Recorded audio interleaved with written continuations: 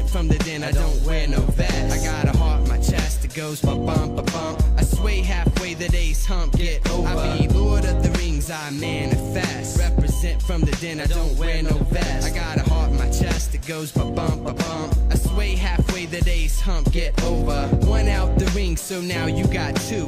One more act, so default I'm crew. I thought you knew that you were a princess from the get. Remember when I was plenty, you got shit, but now you're Big Willie. At least in the eyes of a silly lost soul, you're burning bridges. There ain't no fridges, colder than the boulder when hell freezes over. So look over shoulders when peace taking over. And I play Red Rover, but you won't come over when there's plants for the ants. So I got a new dance, so I prance around town with my head down, just thinking and thinking and thinking. I think I be Lord of the Rings, I manifest. Represent from the den, I don't wear no vest. I got a heart in my chest, it goes ba-bump, ba-bump. I sway halfway, the day's hump, get over. Lord of the Rings, I manifest. Represent from the den, I don't wear no vest. I got a heart in my chest, it goes ba-bump, ba-bump. I sway halfway, the day's over, get yours. I stand alone, peace kid for the new swing, bring it here. What's mine is taking no fear. Steer clear, bro, ham, ignore the haze, quicksand sinking. The brink of humanity within perimeter 3. Be within, she connected at birth. All hail Mother Earth, embrace tight,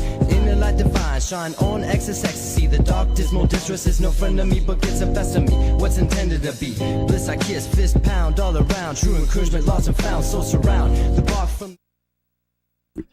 Hello, everybody. I hope you're ready. After quite some time, we've been at this game for a couple months at this point. Crazy to think about, but it's all coming to a head now. We are finally at the end of Tales of the Abyss. I should say good afternoon, Polkia, because it's about to turn to noon for me. But you know what? We're just sliding under, so top of the morning it is. So, I have made a variety of additional save files here to load at various points in the game. The one that will let us get into the most interesting thing right away is this one right here. This is formerly my personal file, now number 6 is my personal file, but just to give anybody who is maybe not able to make it right away time to pile in, let's take care of some of the more boring side quests to finish off first. First order of business is to load our selected file here, and I've got us at a very specific place.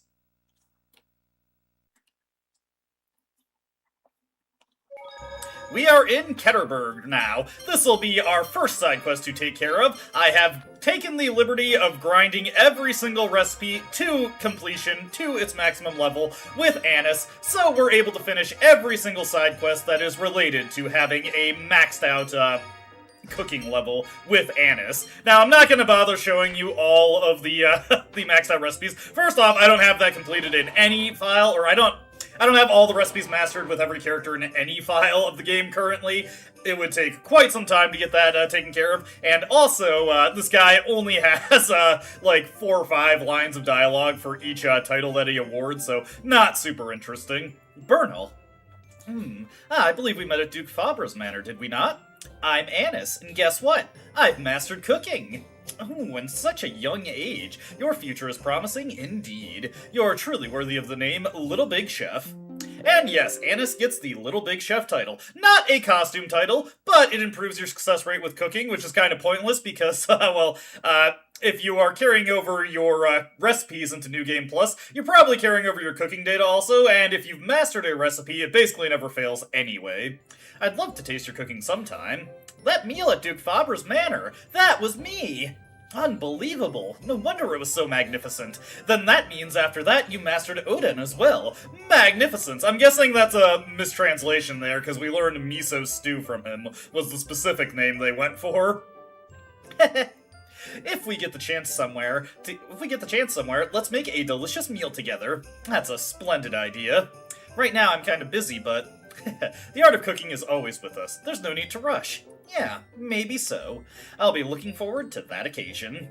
And now we are going to equip the Little Big Chef title. Sadly, not a costume title. None of the cooking-related titles are, with big missed opportunity. I would love to see someone with a big old chef hat in this game. But that's just something we have to deal with. Once we get this title, and if you had Anise as the one to cook the meal at Duke Fabra's manor, there is another side quest you can complete by equipping the Little Big Chef title. Note that Bernal will also not award any cooking titles until the meal at Duke Fabra's Manor side quest has been completed. So our immediate destination with the Little Big Chef title is Grand Kokma, but we're going to take a little detour and go to Batical just to pick up something that I'm not going to really have the time or desire to pick up anywhere else, so I may as well grab it here just to show it off. So, to Batical we go. Let me get the autopilot up. Thankfully, at the top of the list, let me get my side quest list up also. I have to remember what I have and haven't done. I know I haven't done this one, so we'll make our way over here to make sure it gets taken care of. I think I got most of these side quests done. Did we do the Locrian Colonel one? I'll have to check. I think we did that. Yeah, we did that one. Okay.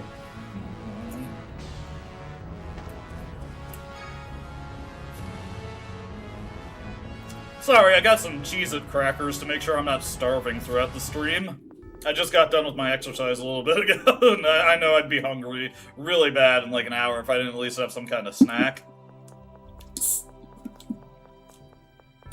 So, the side quest we're about to complete right here, this one, if you're playing the 3DS version, is available quite a bit sooner. You can actually get it before going into Auldrant. Probably due to a mistake, is what I'm guessing. It's not available until much later in the PS2 version, not until after you enter Auldrant. Not really sure what the deal is with that, but if you return to Duke Fabra's Manor, and you've seen the 2 cutscenes regarding that sword in the main hall, Duke Fabra will be waiting here to speak to you. Father, that sword... Luke, and Guy too, I see. I'm sure you must resent an article of your father's being displayed in his killer's house. I'd be lying if I said I didn't. But Luke taught me something important, that I can't let myself stay shackled by the past. Luke taught you that? Yes, Luke once said something about his past memory that he thought he lost. You can't go forward if you keep looking back. At the time, I was shackled by my past, and to tell the truth, I found those words irritating. Then why? I decided to make a bet. If the son of my father's killer, the man I hated more than anything, grew into someone who could make me feel loyalty toward him, then perhaps I'd lose my desire for revenge. Ah, I remember now. It wasn't long after Luke returned safely from the kidnapping. He said he made a bet with you as to whether he could become an adult worthy of you pledging your sword. Right, and Luke won that bet. Then you believe Luke has matured into a person of such value? I believe he's working hard to be one, and that's enough for me. Luke made up his mind to change himself. If he can do it, then you can't, so can you. I see. In that case, take this sword, and with it, pledge eternal loyalty. No, eternal friendship to Luke. Father! This child has no father. Not because he is a replica, because I, his father, tried to kill my own son in accordance with the score. He cannot possibly call me his father. You mean the score that stated that Luke would die with Exariath? I was always running away from my son. I felt there was no meaning in loving a son who would die one day. Unlike me, you looked after and cared for Luke. You are his brother, his father, and an irreplaceable friend. Alright. Hey, I'm not going through with any weird loyalty ritual. You and I are fine the way we've always been, Guy. More important than that, Father, please return that sword to Guy. It was his father's, right? Yes, that was my intention. Guy, allow me to return that sword to its rightful owner. I am sorry. And with that, we get the Jewel of Guardios, not Guy's ultimate weapon, Your Grace. That's wonderful, Guy. You have your father's memento back. Yeah, I also learned that his Grace is really compassionate at heart. And that Luke has a bad memory. Ugh, I can't help it. I didn't think it was that important of a bet. Actually, I still can't remember making it. Some friend you are. Sorry. Ha ha ha ha. Laugh at his expense. Anyways, the Jewel of Guardios is actually a fair deal weaker than Guy's true ultimate weapon, the Shakunage. It is only 725 attack power, actually equal to the Haute Claire that we got at Chesidonia only the second time we visited, before Exariath even fell. So, it's not a super impressive reward, all things considered, but it does have a unique property. Like Natalia's Elven Bow, on a second playthrough, or at the very least if you have cleared system data on your memory card, it can be used to utilize an alternate mystic art with Guy, Brilliant Overlord. Brilliant Overlord is a little bit more conditional than Knowable Roar. It's not enough to just have the Jewel of Guardios equipped. Guy must also be under 50% of his HP in order to utilize it.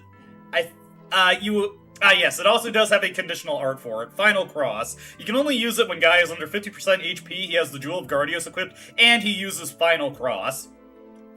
Too conditional for my liking to really be a worthwhile equipment piece, especially compared to the Elven Bow, where you're only sacrificing 20 attack power to equip the Elven Bow. You're sacrificing nearly 100 attack power to equip the Jewel of Guardios. Not a good trade-off, in my opinion, so we're not going to be seeing Brilliant Overlord in this playthrough.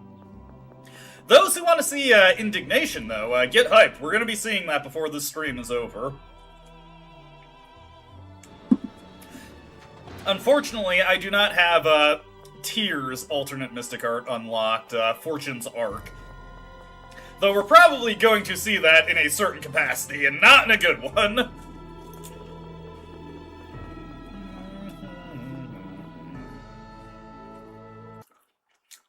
If you're curious about Fortune Arc, I don't believe it has any specific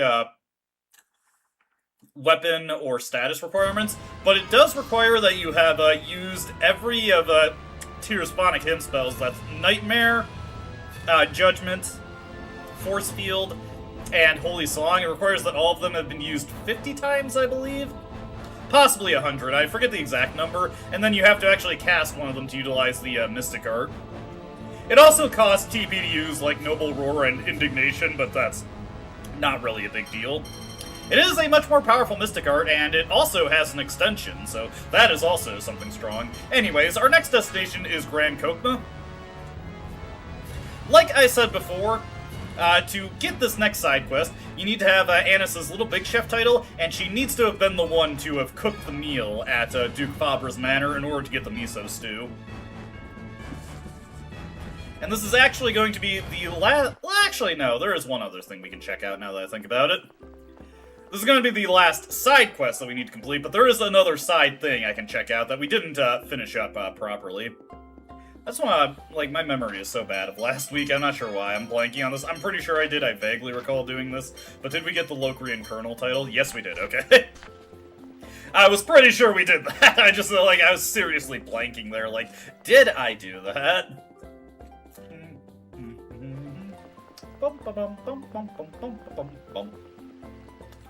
Alrighty. Where we're going is the Malkuth military headquarters, by the way. Our side quest awaits us in there. It'll be in the briefing room. And for the first time in a while, not since we started the Forbidden Verse Stone side quest, we have to talk to Sesamin to start this one up.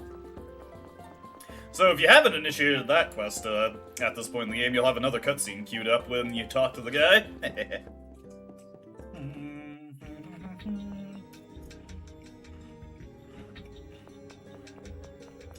Alrighty, Sesamin. I got some bad news for this guy, because he's about to talk to Annis.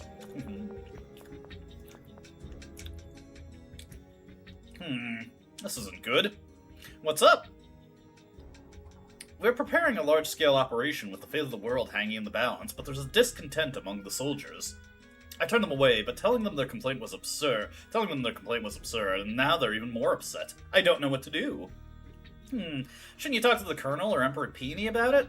Well, the thing is, their complaint is...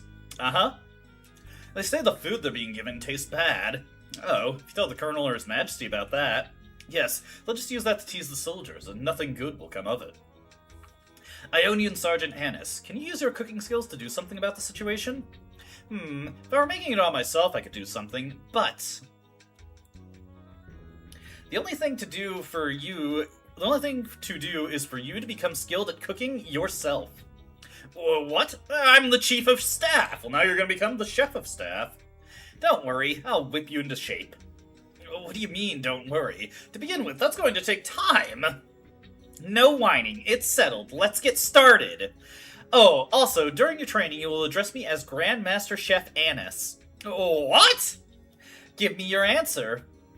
Understood, Grand Master Chef Annis.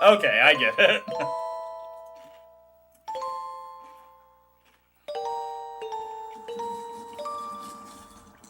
I was really worried the game crashed there. It wouldn't have been a big deal, because I had to load up a new file anyway. And we'll listen to just one more Noble Thief.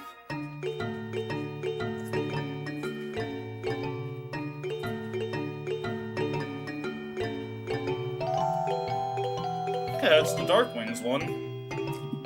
I thought some of these names on these discs looked familiar.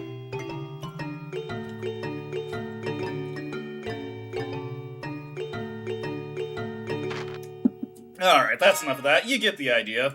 Well, now that I know that all these songs are just other songs in the game, you know what? I'm suddenly less interested in checking them out. That is all we need to do in this file. Now, the next file I want to load up is a splinter from my personal file here. And get ready, because we have a very long, very difficult battle coming up very soon. So, in this file, we're on very hard mode, and I took the effort to get everyone over or at level 100.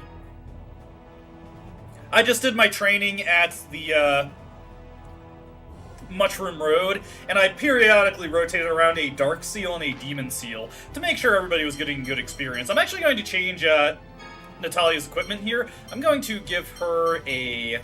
not a Spirit Ring, an Emerald Ring here to reduce her TP consumption. And let's see here. Everybody else is equipped how I want them. Absolutely want a Phonic Mark on Jade and Tears Pendant on her. I'm going to actually make some changes to Tears' arts here. I'm actually going to turn off Revitalize because I don't want her healing. We need Holy Lance on. Judgment is off, and we're going to turn Holy Song on so that she's using it manually. For Jade, we just want Prism Sword on.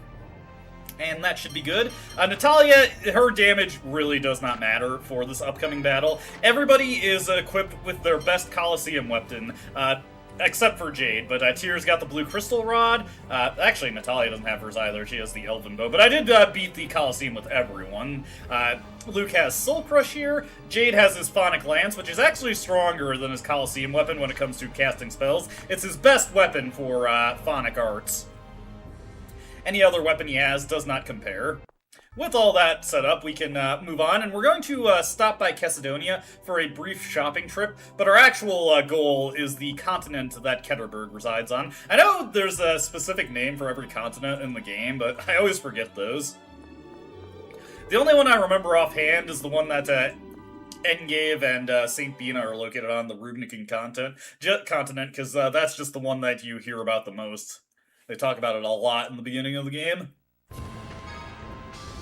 Okay, so where we want to go is Kessadonia, because we wanted to make some purchases from the Kessadonia Medicine Shop.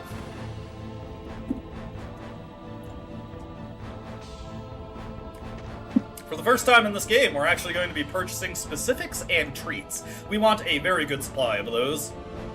It's also a good opportunity to just make sure the rest of my healing items are maxed out. Let's see, you're the grocer, right? Yep. You over here, you're the medicine shop. So, yeah, we want to buy about 10 specifics, and we can just buy like 5 treats, and that should be good enough. I have more than enough money for everything. We're good on magic lenses. Hey, Metal Wolves, hope you're ready. Hope you're ready for a tough bonus boss battle, because that's what we're heading into. Let's see here, let me max out my supply of orange gels. I don't need... Actually, those are cheap enough. I might as well buy these miracle gels. Get those maxed out. How many pineapple gels do I have?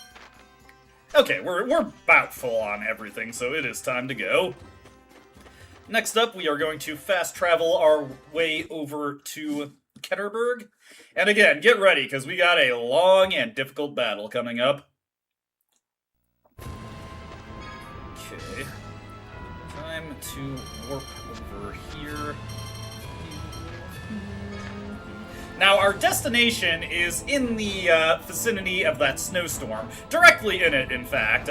It's around about where we found the refined flightstone that even allowed us to pierce those barriers. We should be able to make it, no problem. There we go, fly on over. because this is New Game Plus, I have my map data imported, and I actually do have the destination we're trying to reach already on our map, so I don't have to fumble around to try and fight it. Here we've got a mysterious, unknown area. Let's head on in and see what awaits us.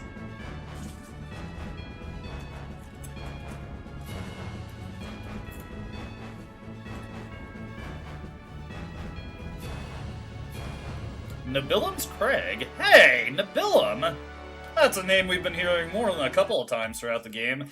You got one chance to back out here once you have all the catalyst weapons, so if you are unprepared or think you're unprepared, this is your last chance to leave.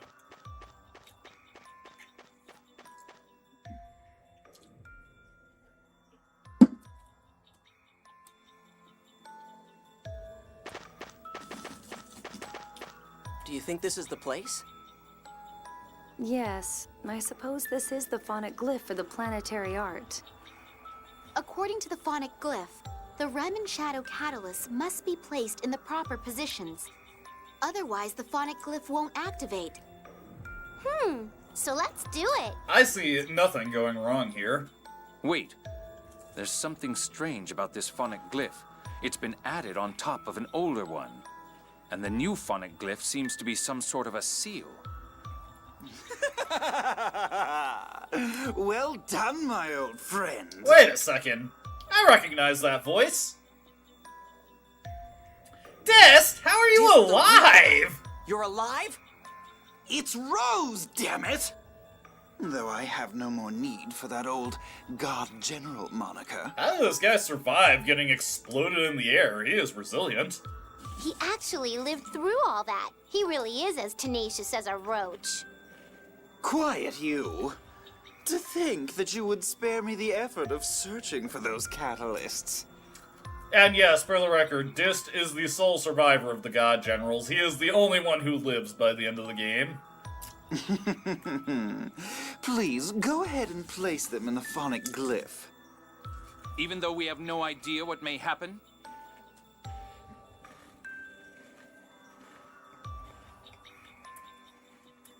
Well, may as well do it anyway.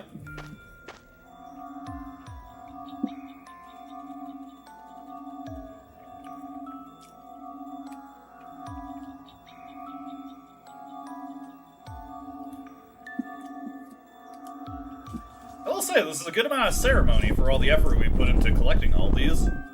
Yes! I've done it! I've brought Professor Nebulum back at last! Uh-oh. Professor Nebulum? Dist, what is that supposed to... No. Yes, exactly! The very first replica you made is right in here! Our beloved Professor Gelda Nebulum! We've been had, and at the 11th hour with this.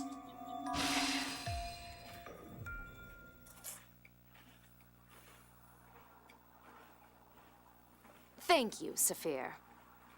Professor Nebulum! Professor, there's so much I want to tell! Down! Now! Professor! Huh.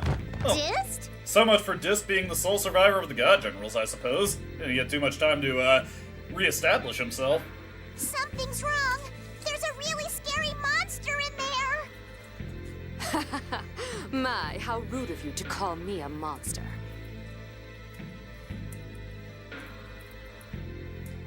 Damn.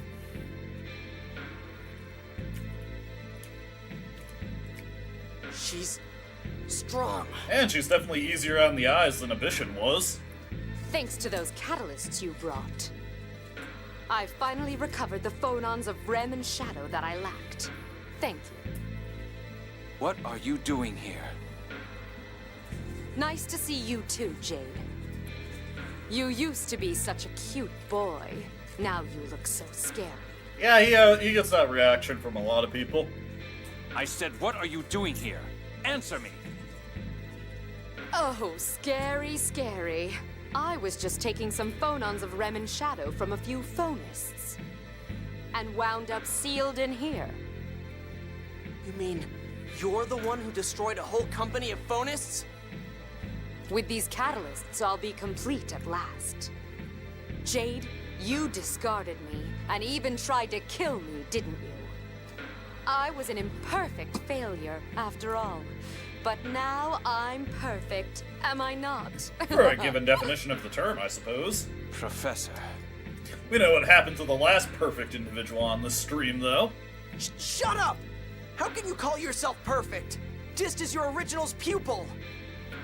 And you kill him without even blinking an eye? There's no way you're perfect. In fact, you're kind of a meanie. Yeah, maybe Dist is a stupid, rotten, friendless, ugly, snotty, poor excuse for a human being.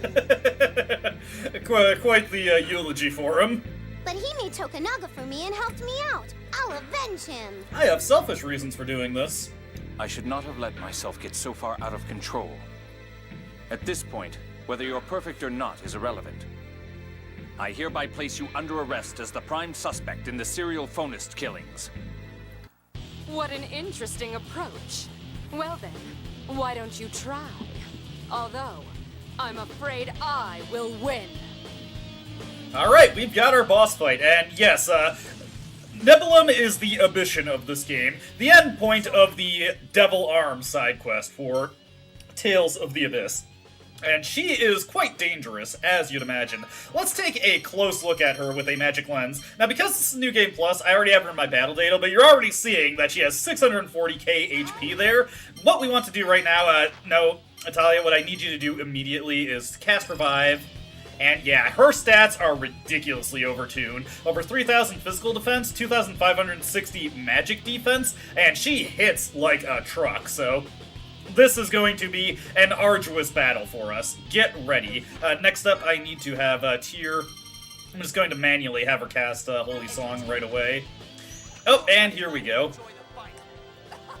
Mystic Cage.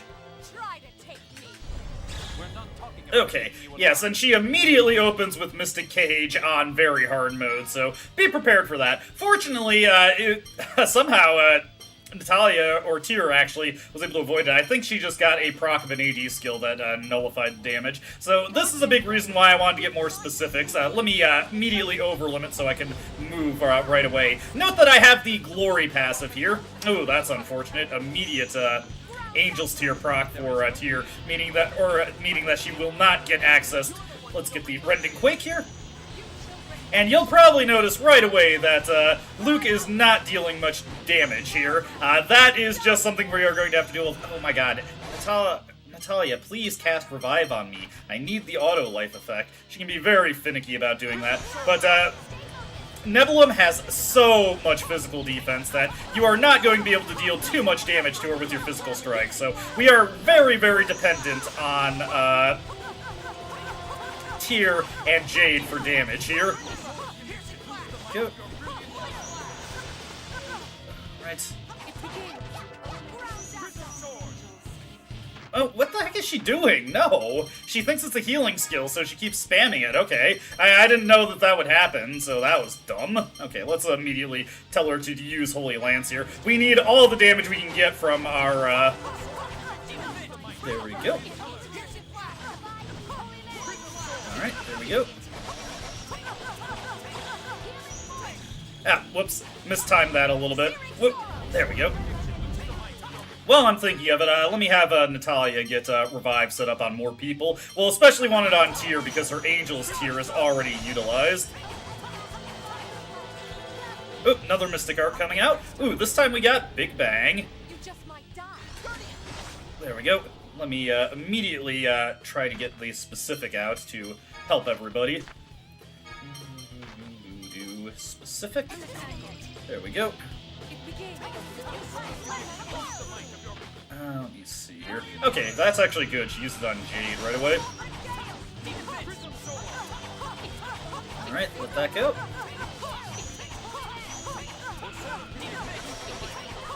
There we go. Alright.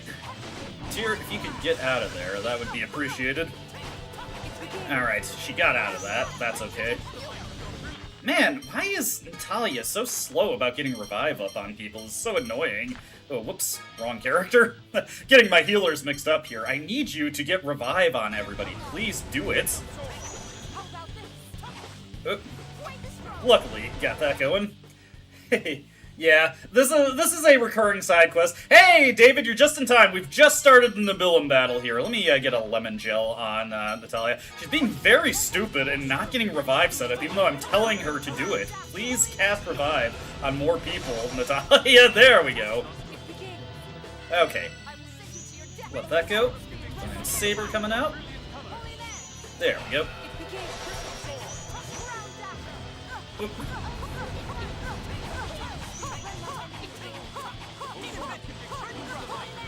This.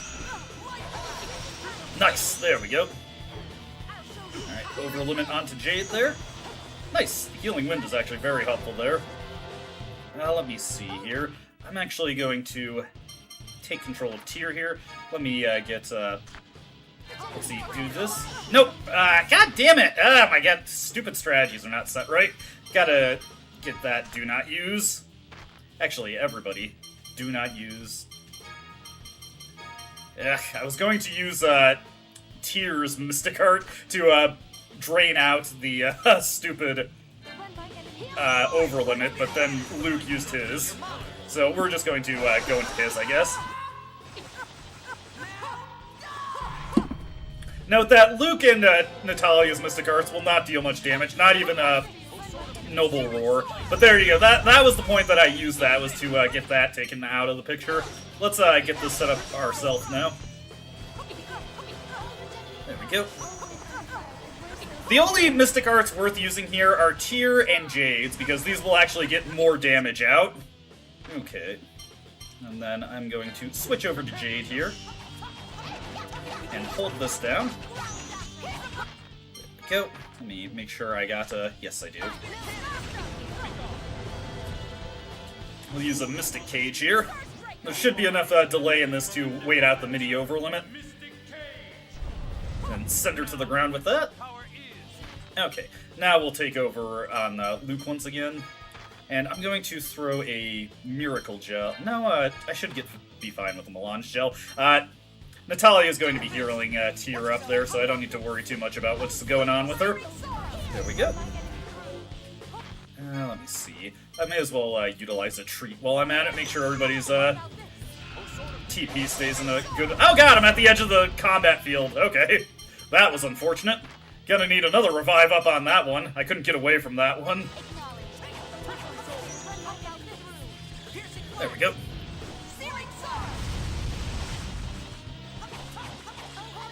Oop. Ah, there goes that Angel's Tear.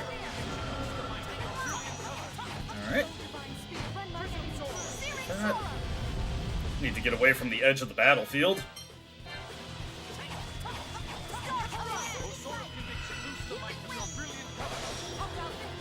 Yep. Oh, there we go. Come on, get the damage through. Alright, we got this. Late blast here.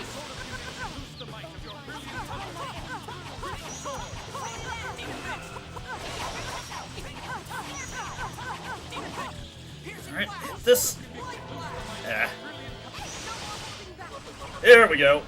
This is the big thing. You may have noticed that Nibelheim has used like 3 different Mystic Arts at this point. She has a ton of them in reserve, and a lot of them are ones that your guys use, so pretty interesting mechanic to have to deal with. Let's wait for her to try and cast a spell or something. There we go. Alright, that's good.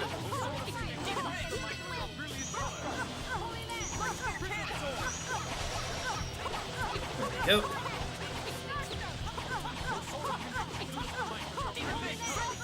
Alright, she managed to get out of that one. We'll definitely want to avoid any more damage tacked on there. I'll go into the lemon gel here.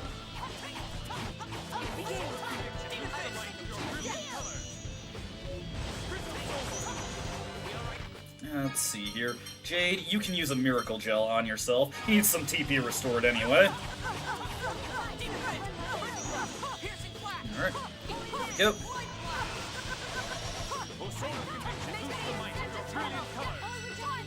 Do I have a... Oh, here we go. This is a unique Mystic Art that Nibelum has. Well, actually, it's not unique, but it's a pretty annoying one. She can freeze time, just like an hourglass being used against you. I think I have a Tyr on the wrong... No, I got her on the right thing. I'm not sure why she's going into melee there. Huh, that's weird. Well, whatever. Let me use a treat here to get everybody's TP topped up a little bit. Okay. Oh, boy. I'm going to preemptively throw a apple gel at Natalia there.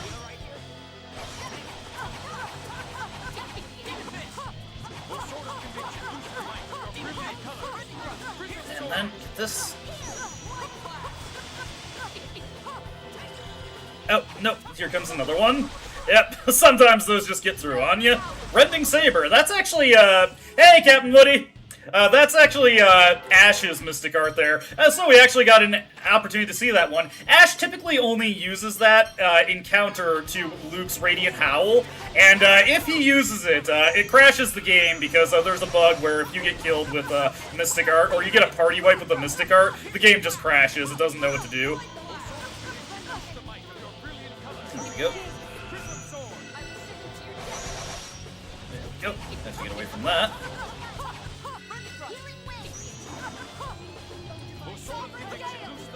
There we go.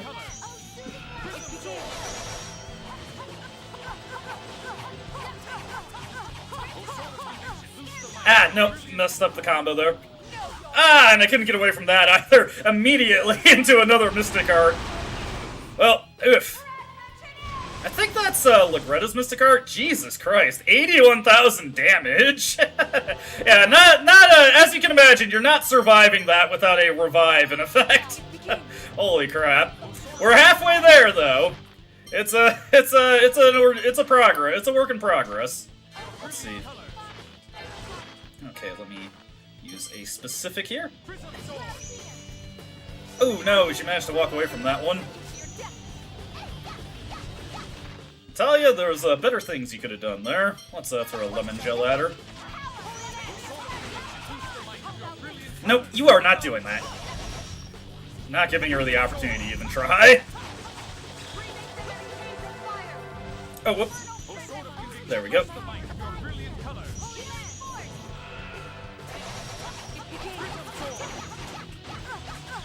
There we go. Do this. And while I'm thinking of it, I can probably get Holy Song up with Natalia, or not Tyr here. I keep getting Tyr and Natalia mixed up sometimes. I feel bad about it. There we go. There we go.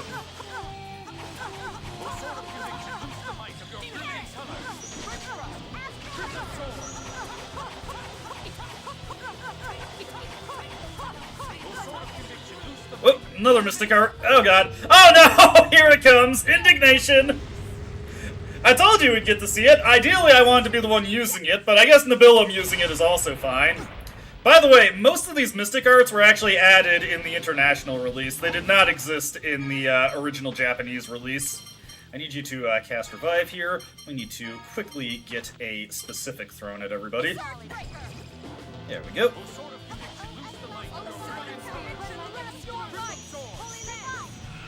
Ah, damn it.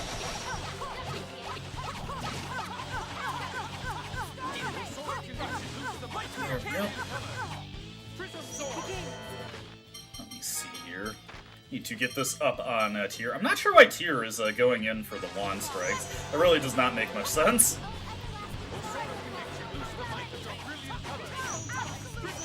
Oh, what? Well, there goes that revive. I'm not sure why I didn't get the Field of Phonons effect there. Sometimes the game is just weird about that. Doesn't want to do it like it's supposed to.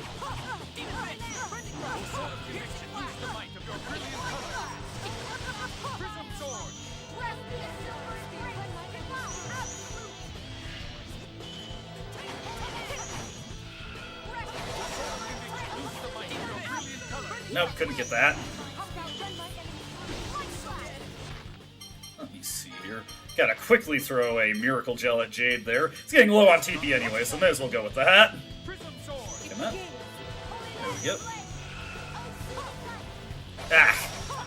mistimed the dodge on that, so I ended up eating up my revive there. Go. Get the revive up once again. Nice thing about having that, I think it's the Emerald Ring on Natalia there, is that a revive isn't breaking her TP bank.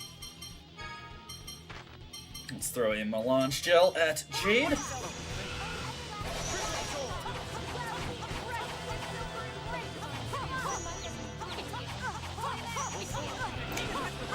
Boom. There we go. Let me see here. How much HP does she have left? So at 20,000. We're getting close to finishing this battle. Go.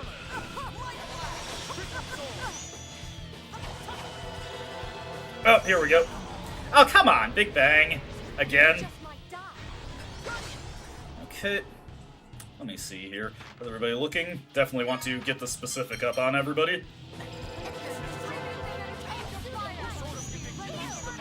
I better throw a lemon gel at Natalia. Oh, she got taken out by that. Let me see. Luckily, we have plenty of life bottles. That's actually the first manual revive I'm gonna have to do there. There we go. Okay, okay. Yeah, we're actually getting pretty close to the end of the battle here. We will do this.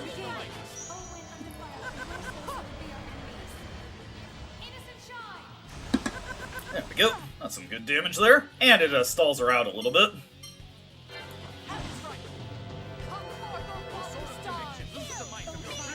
Oh shit! Ah, god, this one's bad.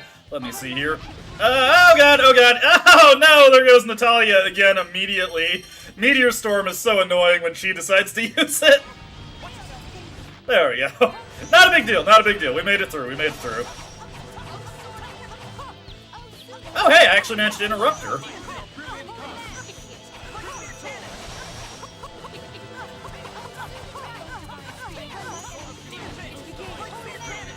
Okay. I better use the lemon gel on, actually, let's go with the miracle gel instead. Probably not a big deal. I don't think, Tyr is going to run out of, TP before the battle is over. Get another revive set up on her, just to make sure she doesn't get taken out. No, you ain't doing that. Get out of here. And also, we're just going to, stall out her over limit here. There we go. I'll burn through that. Let me see. Getting close, getting close. I'm aiming for a specific finisher here.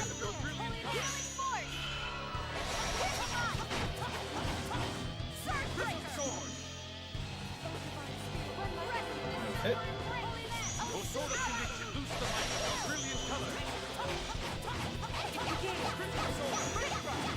There we go.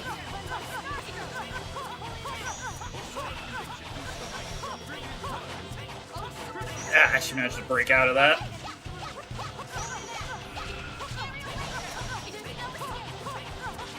There we go. Alright, we got this, we got this. Hey, cool Sunhill, we're almost at the end of the bonus boss fight. It's been an interesting one. There we go. Boom. Let's see, what are we looking at here?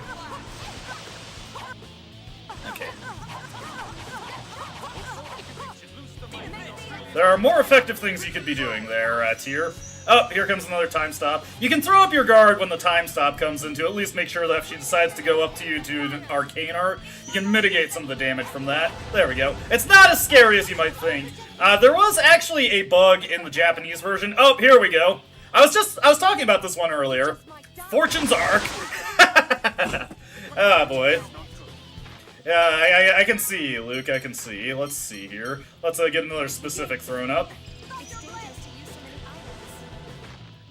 Tyr, we're kinda in a dangerous situation. Oh, I think, yeah, Natalia's just out there. Okay, let me see. Get the life bottle thrown at her to make sure she gets back in just fine.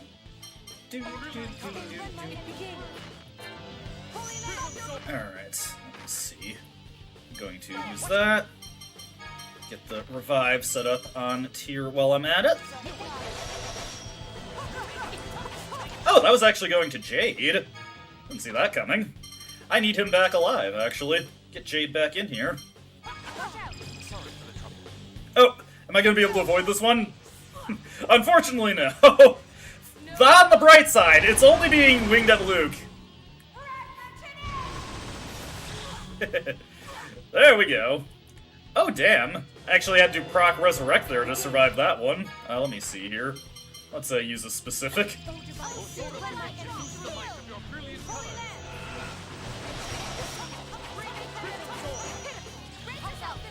Okay. Let's see here. How much does she have left? Let's throw this at here.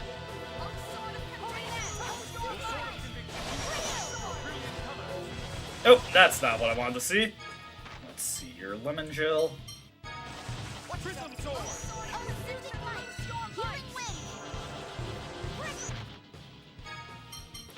Use the life bottle here.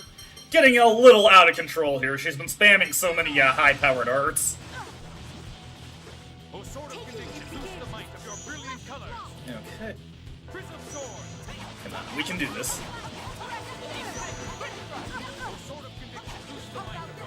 It's fine, it's fine.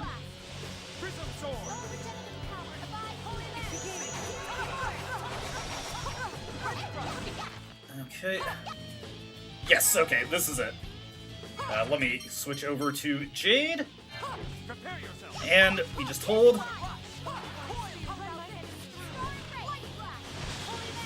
Come on. Yes, here we go! Hell. Now, indignation! That's how you finish a boss battle. You really should value your life. Oh, Jade. Yeah. If you were guessing how I was gonna finish her, if that was your guess, you got it right. Gotta make sure I finish on the hats. To use Indignation, you must have clear data on your memory card. You must have used Thunderblade 200 times. You hold the over limit button for 5 seconds, and Indignation will go off. You can also prep Mind Charge while that's getting ready.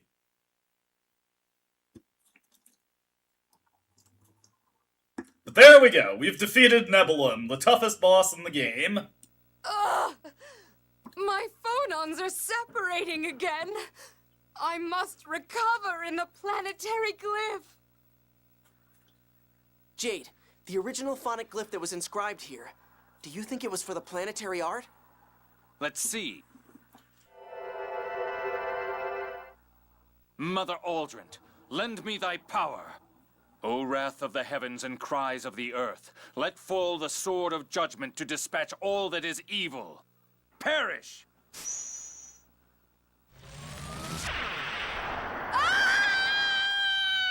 And there we go, double finisher. What incredible power! Yes, it's a phonic art that uses the Sephiroth to release the planet's power. Then you have learned it? Regrettably, no. The glyph had been modified, so I couldn't use even half of the art's true power. So yeah, we don't get any special spell from doing this, but we get something that's good in its own right. Dist may have had information on the original planetary art glyph, but... Dist is...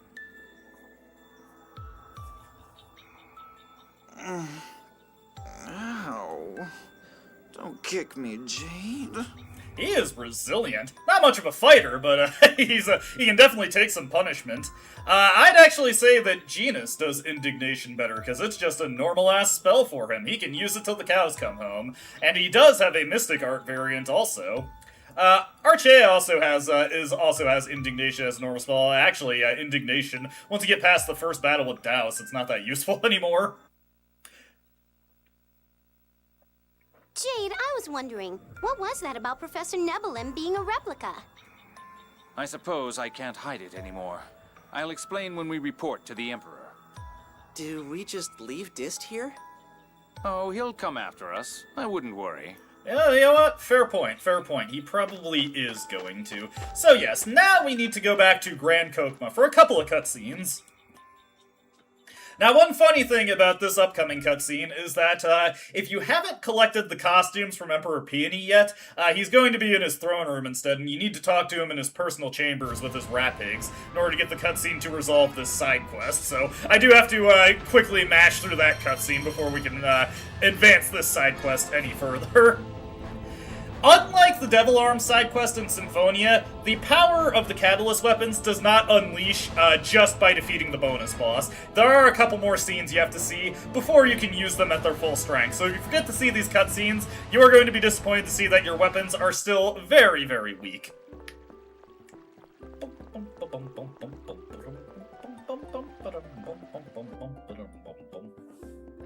Alrighty. Some of these cities are just, way too big. Indignation. Sadly, Indignation can only be used once per battle, but hey, it's a cool-looking 15,000 damage, okay? I appreciate it, and I respect it.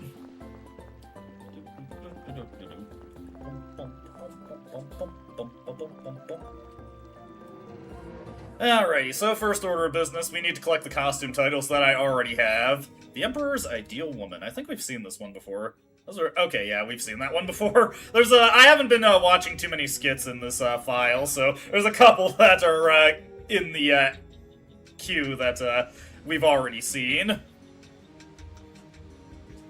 Alright, so now Emperor Peony is going to very slowly give us a bunch of costumes that we already have. When starting a new file, even if you already have your titles inherited, any side quest that would reward you with the title refreshes. But there is actually one notable instance where they made a mistake in that regard, and that is the Berserker side quest. If you inherit your battle data into a New Game Plus file, you actually cannot get the Berserker title on New Game Plus due to a bug.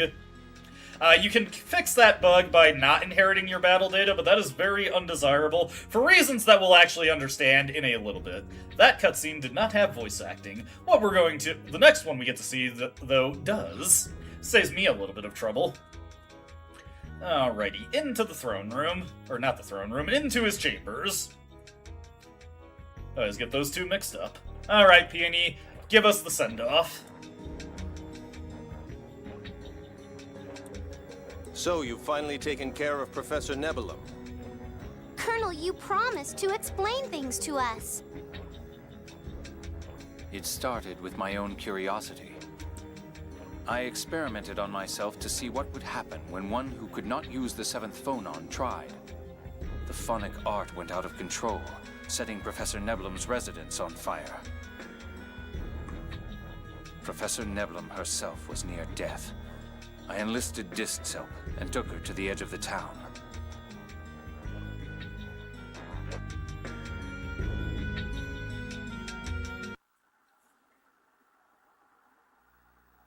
Jade, the professor's gonna die!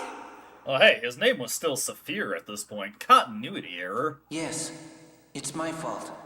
It's too late to save her now. But with Famicry... I love it when adult voice actors also play their child selves in a game. Oh, you're gonna make a replica of the professor? But we don't have a Famicry machine. I'll use phonic arts to do it. I did it once with Nefri's doll, so it should work.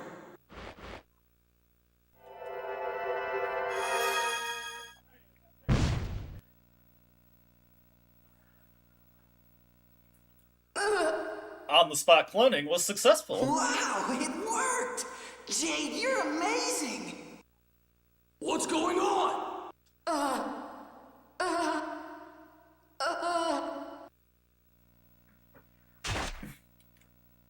Not that we didn't already know this, but his attempt at bringing her back resulted in her being a little kooky.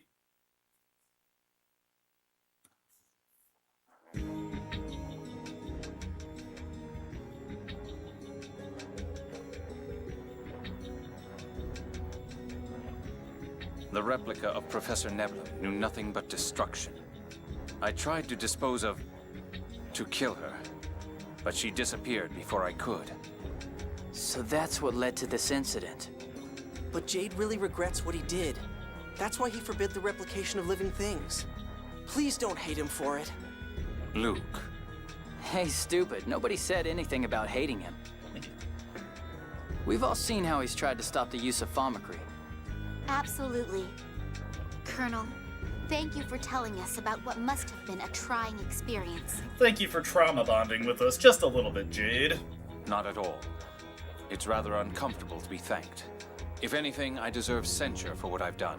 And I get that frequently from Emperor Peony. Colonel, there's one thing that bothers me. As I recall, Famicry uses only the 7th phonon in creating replicas, not the 1st through the 6th. Yes. That's why replicas vanish when the 7th phonon separates. Huh? But Nebulum was saying something about needing the 1st and 6th phonons. Nebulum was the first living replica. The technology was different then, right, Jade? Yes. The original theory was based on phonic arts, which is how I created the Professor's replica as well. However, that method results in some phonons missing from the replica. That causes mental instability, leading to destructive behavior or abilities developing abnormally. Well, we saw both of those in full force. So that's what happened to Nebulum's replica. Yes, to overcome that problem, Dist and I modified the process to use only the 7th phonon. And Saphir's alive, huh? He was always tough, wasn't he? Well, you'd probably thank Jade for that also. He's a criminal, you know. Aren't you going to capture him? We'll keep watch for him, of course. If you see him, bring him in. Oh, and you keep that sword for a while longer. It might come in handy in your coming battles. Not quite yet. There is something else we need to do before the catalyst weapons are ready to go. Once you talk to Peony, another cutscene queues up for when you leave the palace. Feel like we kind of left something unresolved at Nebulum's Crag.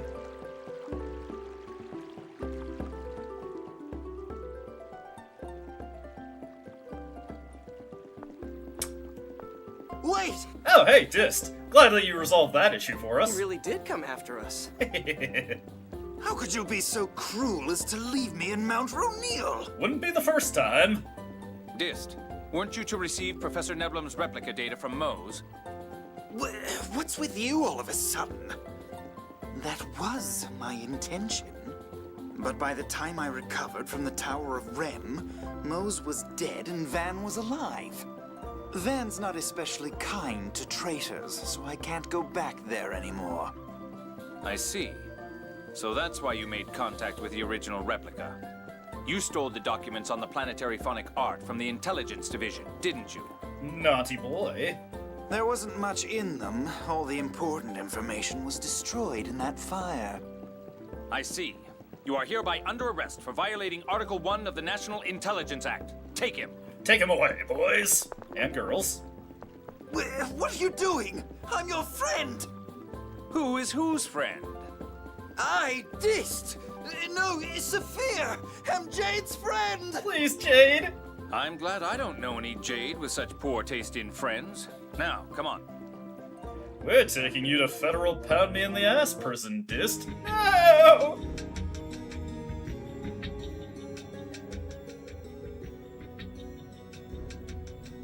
Thank you, Colonel. We'll handle the interrogation. Please do. Traitor! I'll hate you forever! Wouldn't be the first time. Anyways, we'll just leave Saphir to his CBT session. Wouldn't be the first one he received, and hey, at least it's not Jade doing it this time, so he might get a little bit of mercy. Yep, Dist now genuinely survives. He managed to survive a laser blast from Nebulum, so he is good to go now. Now, I was saying how the catalyst weapons are not ready to go yet, and we need to do something else. That was not the something else that we needed to take care of. There is one more person we need to go visit to, actually formally power up the catalyst weapons. You may remember that one of the catalyst weapons, the Heart of Chaos, was originally a possession of the Grandmaster Phone... the Grand Phone Master, the guy before Ion. I'm already forgetting the title. Let's just, take the, dock here. Regardless, we need to go back to Doth and talk to Tritheim, just to make sure we're good to go with keeping the Heart of Chaos. And once that's done, the Catalyst Weapons side quest will formally be resolved. And there's a couple other things that we can do at that point. Well, one more thing we can do at that point. Not on this file, though. Let me see. Doth is where we're going.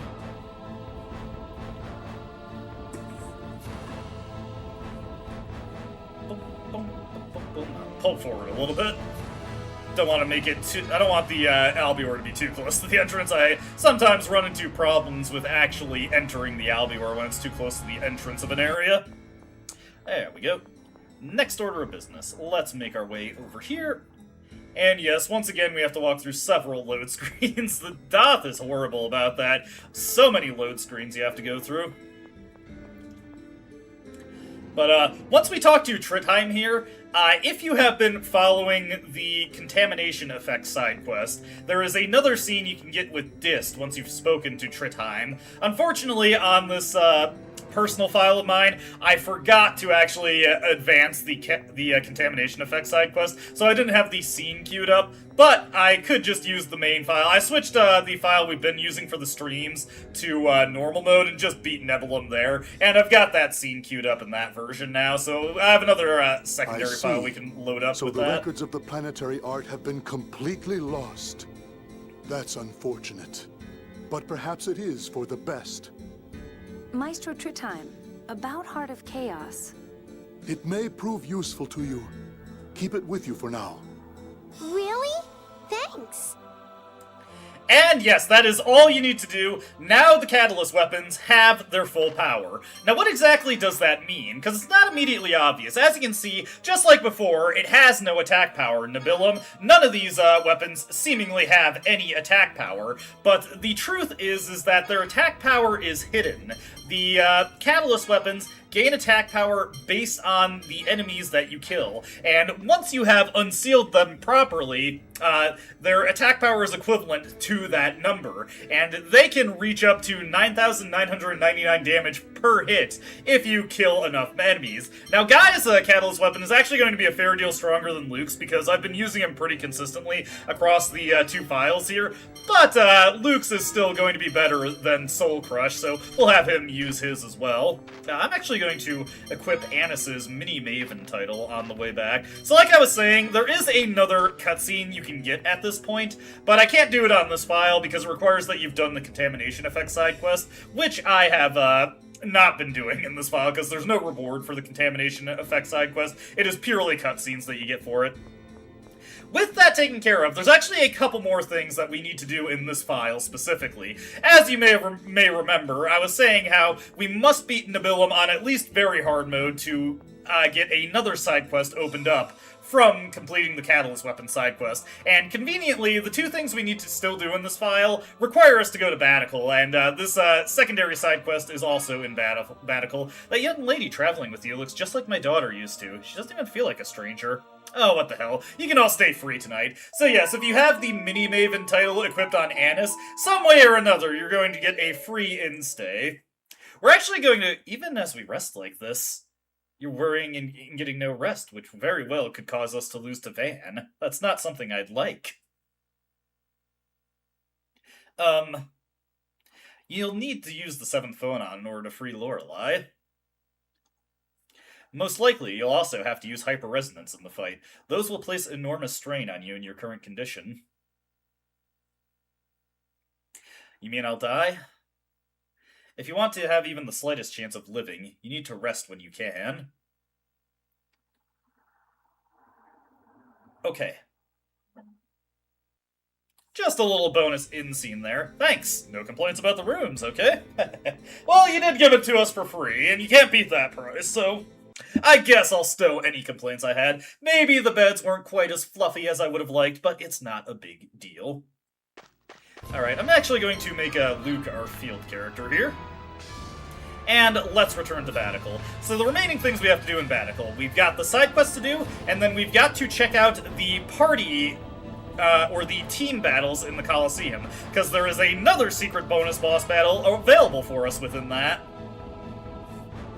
And now that we have our empowered Catalyst weapons, we should be able to handle the Team Coliseum battles without too much difficulty. I could probably do them just fine with the Shakunaga and the Soul Crush, but I don't really feel like doing that. I kind of want to bulldoze through these, because we've got a fairly lengthy bonus dungeon coming up also.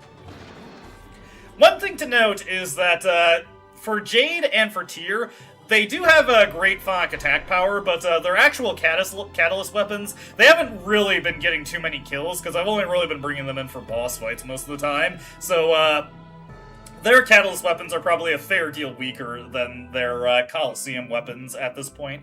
This side quest will be taking us to Guy and Pear's room, because we need to talk to Pear for this one.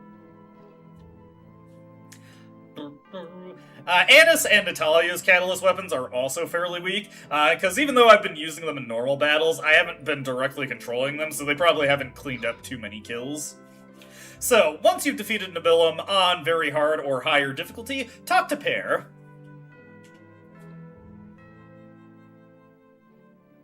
Oh, greetings, Master Luke, and to your friends as well. Pear, are you still working as a servant? I still don't have a replacement ready yet. And besides, I've grown quite attached to this job. Sure, after being a servant for as long as you have, I can kind of relate. Master Gailardia, that's not funny. By the way, what are those items you have? They appear to be more than just ordinary artifacts. Ah, these were the catalysts for the planetary phonic art. What happened was... And then we tell him. That must have been quite the challenge. Yet you took on an enemy of that caliber in a fight even more perilous than usual and still managed to emerge victorious. It was pretty tough. I doubt I could have handled it alone. Yes, she possessed powers strong enough to threaten the entire world. We beat her because we all worked together. Indeed. I see. Master Luke has grown into an admirable tactician and a leader. My, don't you think that's going a bit overboard? Not at all. He focused all your strength together to challenge and ultimately defeat a powerful foe. He is a fine tactical leader. Not sure what to say. Say, Pear, how about we giving Luke those clothes? Ah, you mean the outfit worn by Hod's tacticians? Yes, would suit Master Luke quite well. Try it on, Luke. I think you'll like it. Really? Okay. This way then, Master Luke. Nice! You look sharp! Such traditional clothing is a rare sight these days. It's an elegant formal outfit. I think that sort of garment suits Luke much better than his usual clothes. It looks splendid on you, Master Luke. Enough already. Let's go! Thanks, Pear. At any rate, I don't expect you'll encounter an opponent stronger than that Nibelum, but do please take care. I will. And hey, we can at least try, Pear. So yes, defeating Nibelum on hard mode gets us the Tactical Leader costume, which, what the heck, why don't we put that on Luke? And also, look at this, I've got all of Luke's titles on this file. Isn't that nice? For a lot of characters, I actually do have most of their titles, but I don't have their cooking titles. Tyr has one more costume title to get. I think Guy, the only one left to get, is his cooking title. Yeah, so he just needs his cooking title. Jade, I think, just needs his cooking title. Oh, no, wait, I remember the one. There's another title you get for completing the Collector's Book. I'm nowhere close to that with Jade. Annis also has all her titles. And Natalia still needs her cooking title as well. But we've got most of the titles in the game, and I've been able to demonstrate on stream how to get most of them. One of these days, on my own time, I'll get Jade's item collector title. Sadly, despite all the effort that it takes to get it, you do not actually get a costume from that title, but it does have a pretty interesting special effect. Making our way over here.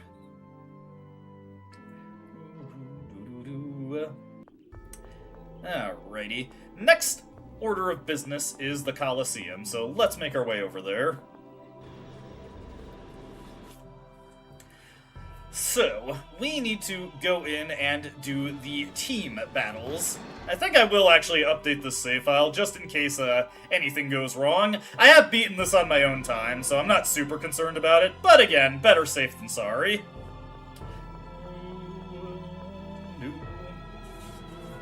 You need to beat the beginner and the advanced level, and upon completing the advanced level, a cool little bonus happens. It only happens the first time you do it, though, so you'll never see it again in a single file once you complete it. Let's overwrite this save right here.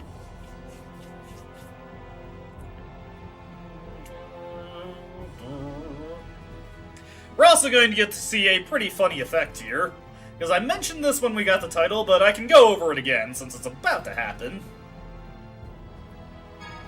There we go.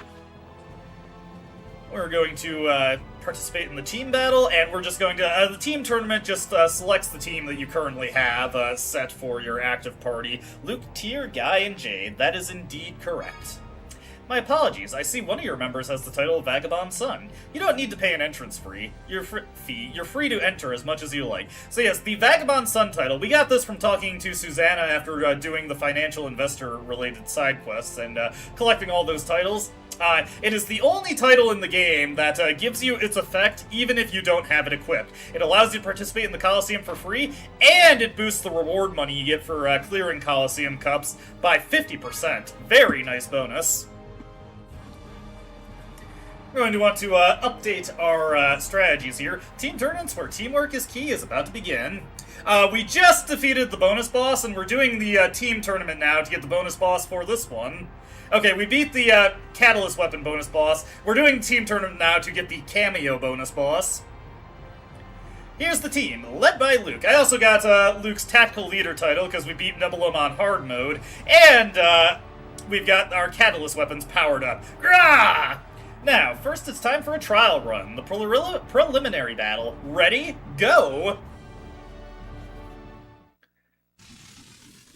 And this is going to be not much of an issue, honestly. We are pretty overpowered. That is actually something I was trying to correct, but Guy just immediately went into his overlimit.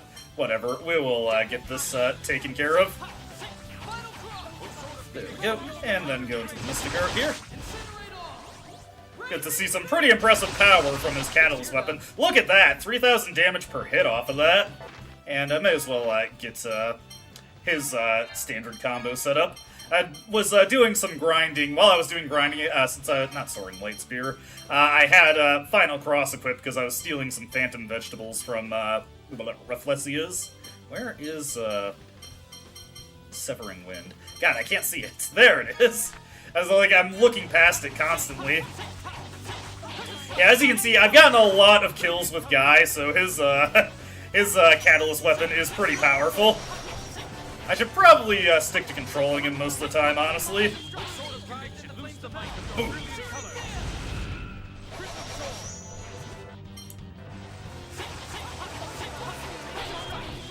Oh, whoops. Did not mean to get that Field of Phonon change there.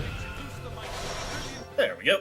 Bit of a messy first battle, but not a big deal. I'm not taking it too seriously, because again, we've got the Catalyst Weapons now, so we can kind of just power through most of the things we come across. You did it! You really did it! Now the tournament is well on its way. The party's strength will be wearing thin. Will their bonds be rent asunder? It's the second battle. Ready? Go! Oh, right. And this one is trying to be deceptive. We fight a lot more than the red ropers we're seeing right here. Boom, boom, boom, boom, boom. I did remember to turn Revitalize on. Yeah, I did. I love the animation of Prism Sword. Not bad.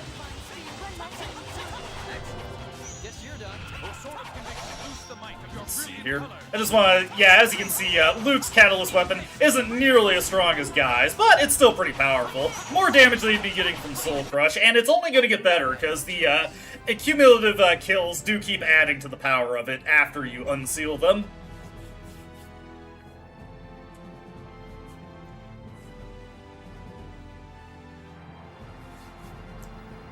Their bonds hold firm and true. I can see it. They're linked not merely by the red string of fate, but by bonds of a mithril chain. Eddies of despair and defeat swirl through the Colosseum like storms across the Zhao Desert, and yet across that desert treads a team of brave souls. Believing in each other, they strive to reach the oasis of victory. Now seize the world in those hands. Be it a happy victory or a bitter defeat, this will be the last battle. Final round, start! And for this one, we have to fight a bunch of assassins and the Colosseum Queen. Pretty interesting final battle we got lined up here. We'll use Guardian Field. Ah, damn. Jade completely missed every enemy with that.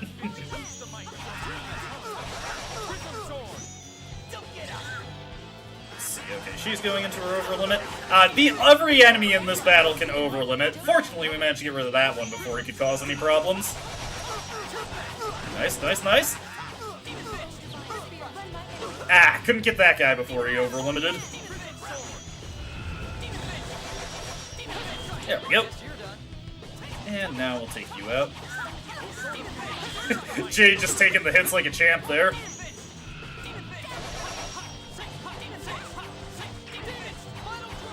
Managed to accidentally pivot around there. There we go. Not too bad. My thoughts exactly, Jade.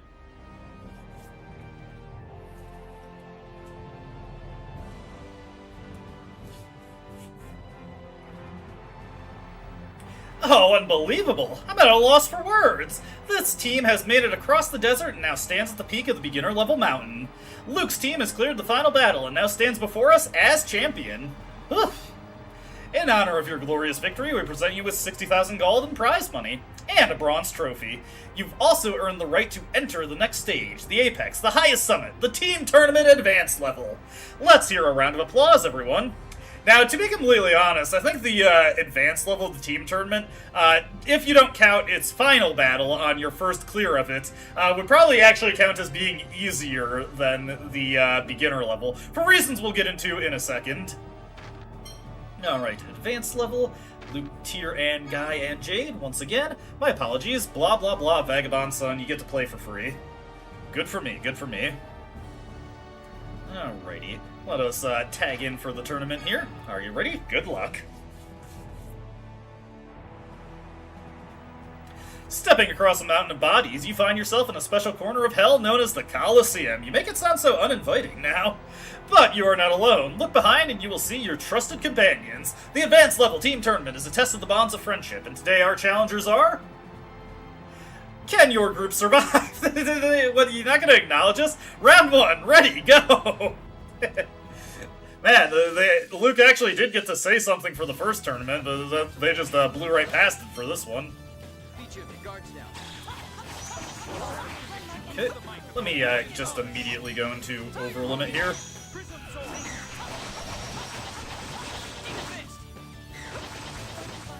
Okay. And do this. There we go. For a second, once again, I thought it was just gonna be annoying and not activate. There we go.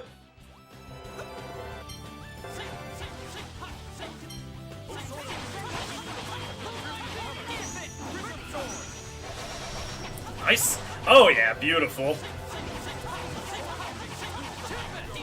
Alrighty, there we go. Nothing personal. Nothing personnel, kid.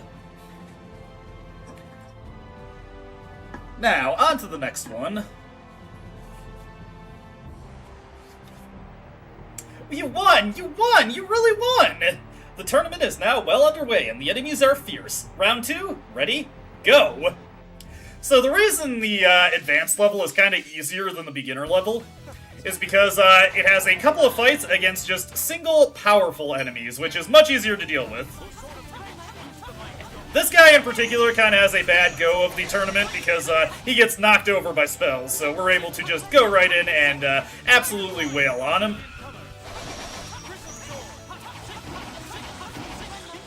There we go. Poor guy. He does hit hard, so be mindful of that.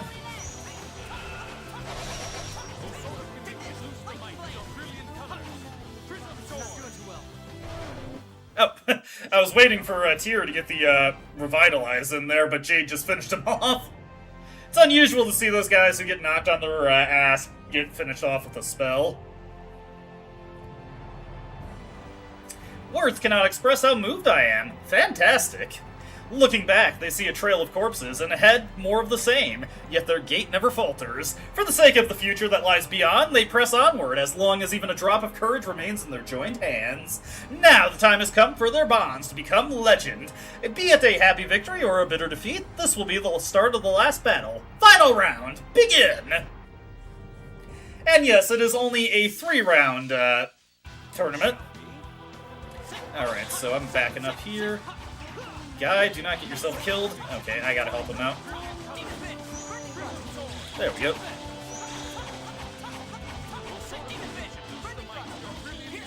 we go.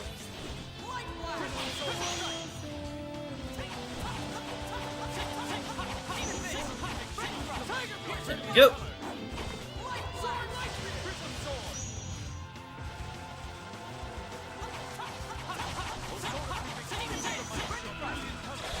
There we go.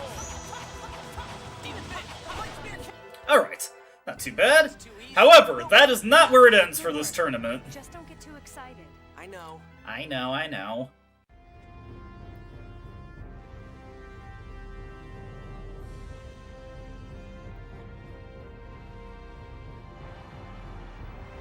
I'm moved! Moved beyond words! At this very moment, a new legend has been born, a tale to be told for generations to come. Luke's team has cleared the final battle, overcome a sea of fearsome foes, and finally emerged victorious as the new champions. Alright. In honor of your glorious victory, we present you with 75,000 gold in prize money, and a gold trophy. Marvelous! Wonderful! I'm moved to tears! Everyone, let's give them the greatest round of applause the world has ever heard! It's time to the time has come to say goodbye until it's time for the next... Wait! Everyone, don't leave just yet! A new challenger has appeared! We're going to hold an exhibition match. Ready? Go! Well, who the hell's challenging us? Wait! I'm not ready!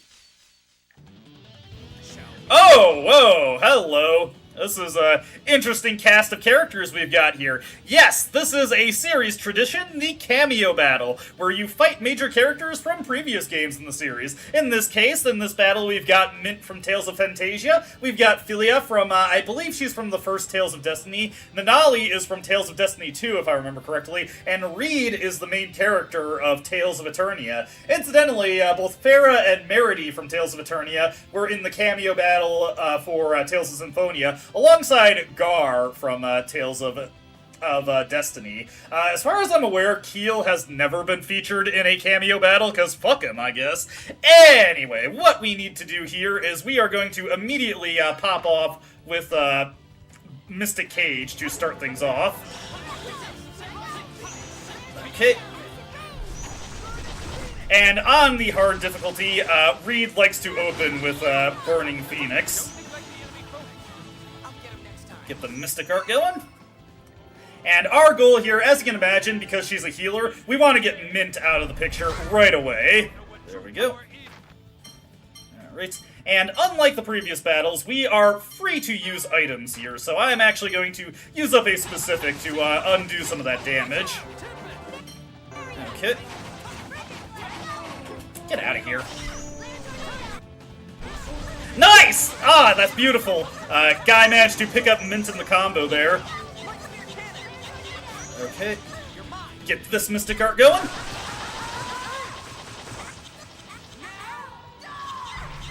Okay. Next up, we need to switch over to Guy real quick. And we are going to get his Mystic Art online.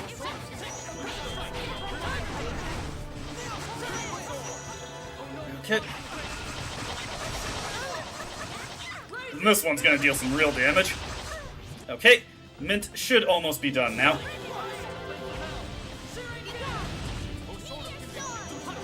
Oop. Okay, let me see here. Jade, if you could help me out real quick. There we go, Mint's out of the picture. Next up, we want to go for Nanali here. And while I'm thinking of it,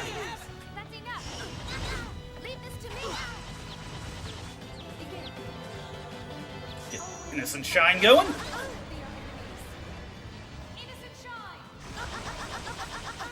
Okay, that's big damage onto Reed. Now, let's switch over to... Oh, hey! Reed used an hourglass. Cheater! Okay, what's that? Let me see here. I'll use a specific.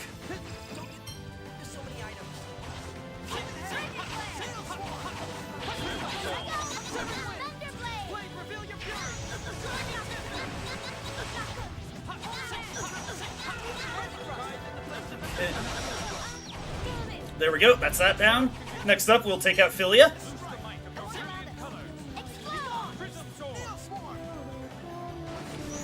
There's so many, oh god. Luckily, we can use life bottles here. There's so many effects going off all at once, the game is getting a little overwhelmed here.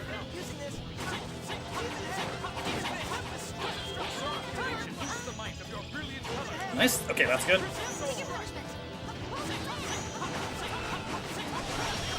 Oh damn, that was Philia using that.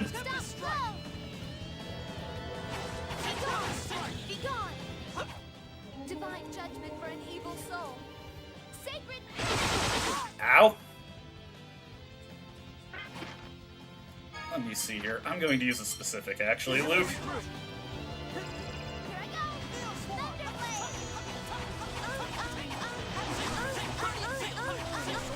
There we go, that's down. Now we just need to get Reed. Let's do this.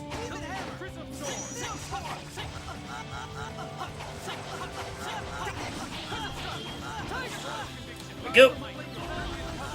Got him.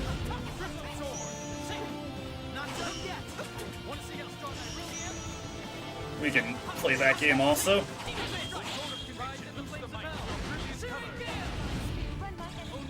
Alright. Boom. I'm surprised how much HP this dude has. Reed is hanging in there.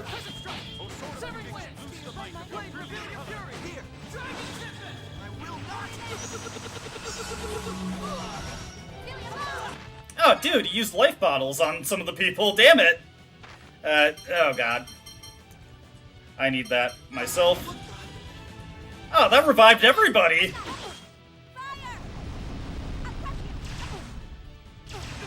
Thankfully, we had the Angel's Tear there. Okay, we gotta get Mint taken care of.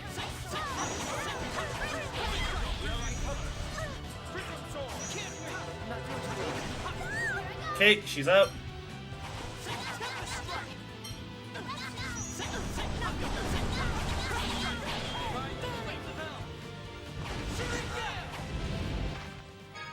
Okay, use the life bottle onto Tear there. God, this fight is chaotic.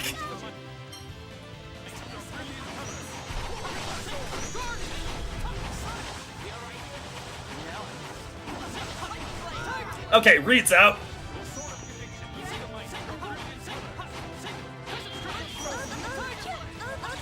Now we should have her. You're going down. There we go. Yeah, that one can be pretty rough, but look at all these interesting items we get. We get the Mundane, the Prism Protector, the Priestess, and the Fairy Ring. All some of the most powerful equipment in the game. Well, statistically anyway, it's not that much better than the stuff we already have, but still nice to have. Alright, oof. That one's a little brutal.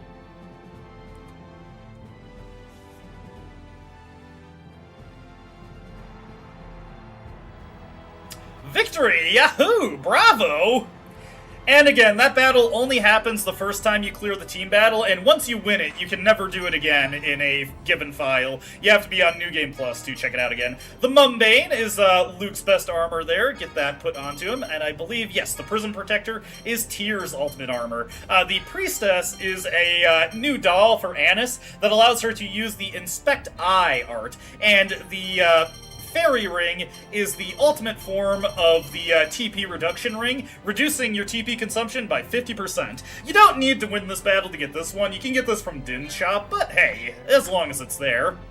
And that is actually all we need to do in this file. Now, there is another side quest to take care of, a pretty major one at that, but before we do that, let's load into a different file here. Like I was saying before, there is another cutscene you can get after finishing the Catalyst Weapons side quest, but because I wasn't advancing the Contamination Effect side quest on my personal file, I don't think I have it queued up to view in or just in my personal file at all. I'm not sure if I can advance the quest any further at that point, but we were doing the Contamination quest on stream, so I just got, I took one of the files that I made, and I defeated Nabilum on normal mode, and then completed the rest of the quest just to get this scene queued up, so let me get to that. And once we have spoken to Trithheim and formally completed the Catalyst Weapon side quest, a new cutscene opens up for us in the Malkuth military headquarters. I'm sorry, I have something important to tell Dist, so please wait outside. Is it something you don't want us to hear? No, it's not that. I'm going to inform him about Ash. I see. I'll wait outside. Me too. Then let's all wait together. Yeah. Thank you.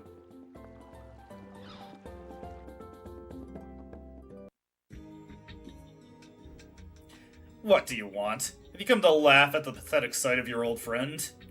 Ash has died. The Big Bang? If you're asking that, I presume that means it was nearly time for Ash's Big Bang? Yes, and if you're asking that, that sounds like you're saying Ash's death was not caused by the Big Bang effect. Correct. I see even you are intelligent enough to figure that out. Regardless of what caused his death, at this point in time we can assume the Big Bang had begun. It may not have begun. What is that supposed to mean? You're the one who finalized the theories of perfect isophones. Do you not believe your own research? The Jade that I knew, Jade the Golden Child, isn't someone who would say something like that. Please don't give me disturbing nicknames. Or is that replica that important to you, more than your best friend, Saphir? The dust on the floor has value compared to you. Listen, Jade, the contamination effect cannot be prevented, even with your talent. I know that. You're speaking to the person who failed to revive the dead. Fate cannot be changed. His memories will remain. No, nothing but his memories will remain.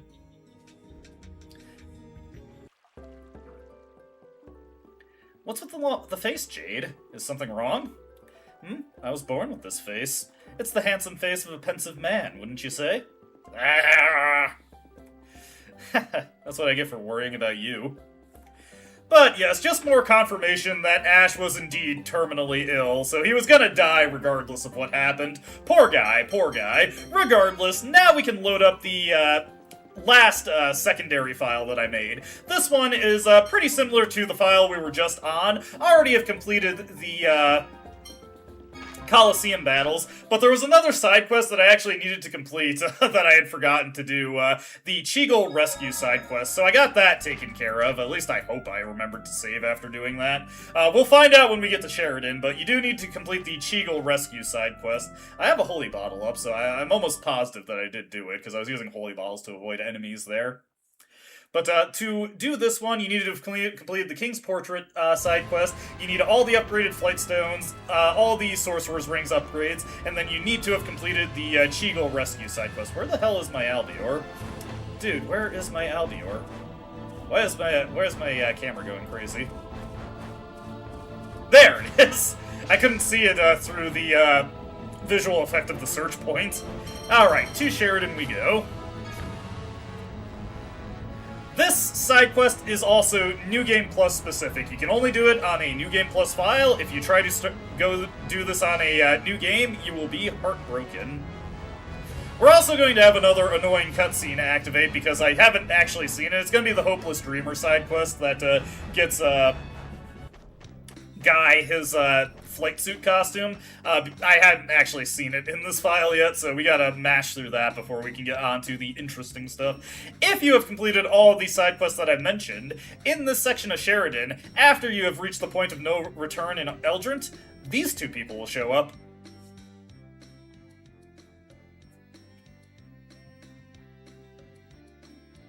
Huh? It reacted! That means the signature we found must be correct. What are you doing?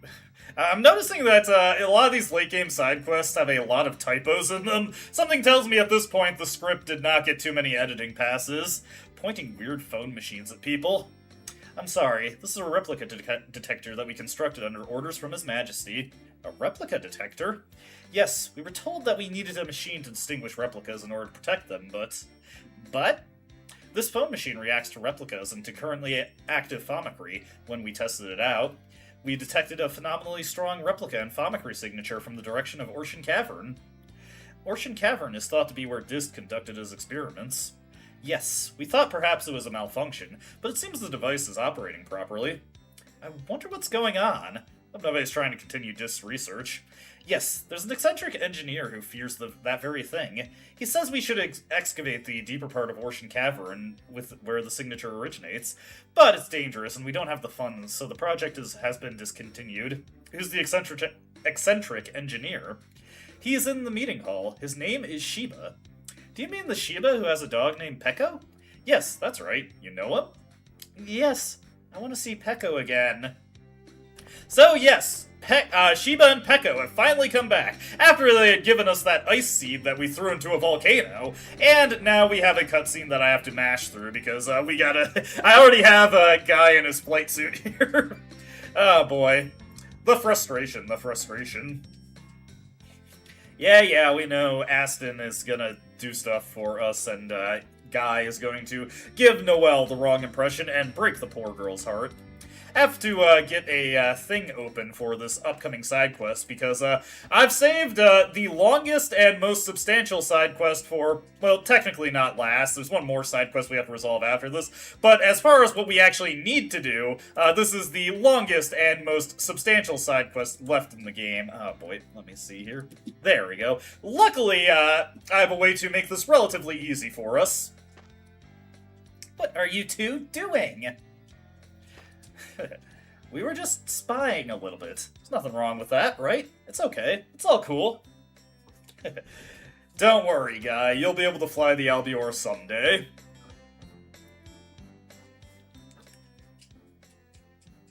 Boom, boom, boom, boom. Let's go. Alrighty, hopeless dreamer. Now that that's taken care of, we can finally talk to Shiba.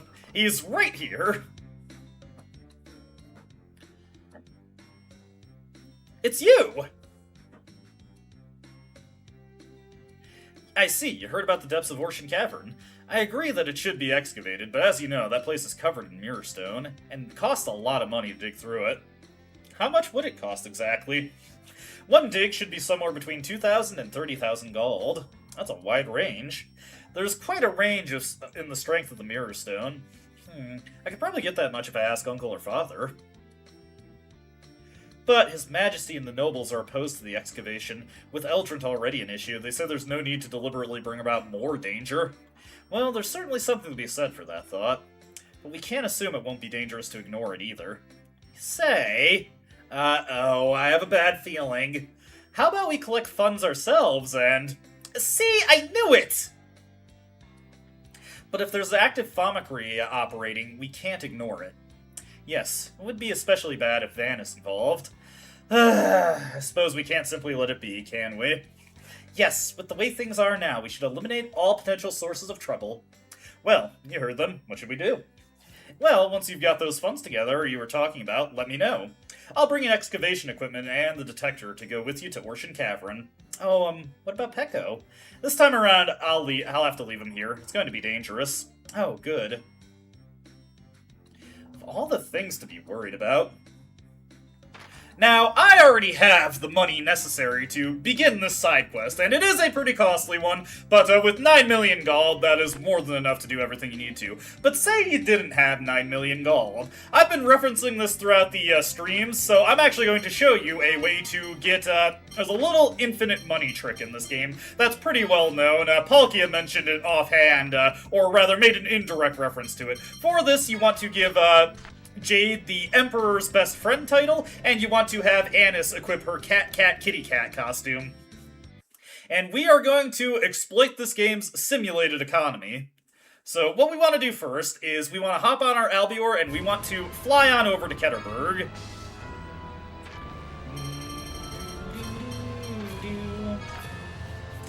If you remember, the weapon shop at Ketterberg sells the game's joke weapons, the forks, the spoon, and the knives, and after you clear Mount Ronil, it begins to sell those weapons at a more reasonable price, 50,000 gold. Yep, spoons, forks, and knives. If you've done enough side quests in Ketterberg, the price begins to drop even further. I'm not sure the exact number you have to do, but if you've done the warehouse sorting side quest, the at least one level of the waitress side quest, and you've had the labyrinth mansion built, then the price of the forks, spoons, and knives will drop down to 45,000. With the Emperor's Best Friend title, that becomes 43,650. Since we're on New Game Plus, I'm able to buy these in 20. As you can see, pretty expensive here. If you reach this point with about 1 million gold, you're not going to be able to afford all of these. You could probably just get one set of them. However, there's a very specific thing with this game's simulated economy that we can exploit heavily involving this. So we buy all of these. And if you're feeling really enterprising, you can also buy just all the weapons there, period. But I don't feel like spending that much time doing that. We're going to take the spoons, forks, and knives. Once the game loads, of course. And we are going to make our way over to Endgame. Similarly to Ketterberg, Endgame's economy swings in a very interesting way once you do enough side quests. If you've completed all the relevant side quests in Endgame, the value of items you sell to them are weighted much more heavily. You get, I want to say, like, it's about a 10% bonus to the sale value of items. And remember that Anis's Cat-Cat-Kitty-Cat costume allows us to sell back items at their default purchase value. So, if we go over to Endgame and have Anis with her Cat-Cat-Kitty-Cat costume on, we can just go up to any sword or any store and begin selling the knives, forks, and spoons for over 50,000 gold a pop, getting us all our money back plus more. So, yeah, just sell all of these. And we got a tidy little profit there. I believe the turnaround on this is like, on a fresh new game, it's about 331,000 gold. And on New Game Plus, where you can buy 20 at a time, it's like closer to 370k. So you can just do that endlessly, do this little relay between Ketterberg and Endgame, and get infinite money. And it is a good idea to build up about 10 million gold if you're planning on taking on Unknown Mode. Anyways, I just want to take care of that. Also, I'm not really going to bother to show this because it takes too much time to, but there is another thing we can get from the Colosseum. If you clear the Colosseum with Jade, you can get his Battle Master costume. It's my favorite additional costume that Jade has in the game, and it is supplied to him by Emperor Peony in celebration for him winning the advanced level of the Colosseum all by himself. May as well show that off, right? With that taken care of, now we're ready to return to Sheridan. Obviously, I didn't really need to get more money, but I just wanted to demonstrate how you can quickly get some money if you don't feel like just grinding endlessly against enemies in the Mushroom Forest. Incidentally, though, even though this quest itself takes quite a bit of money to do, it is possible to actually profit a little bit on this quest once you are finished with it. Alright, let's go. We are ready. Then let's head for Orshan Cavern.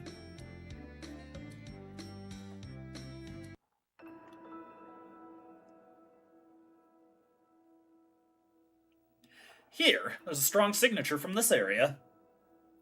Huh, something's going on behind this wall? Yeah, let me take a crack at it. We don't need to pay? This first one's free.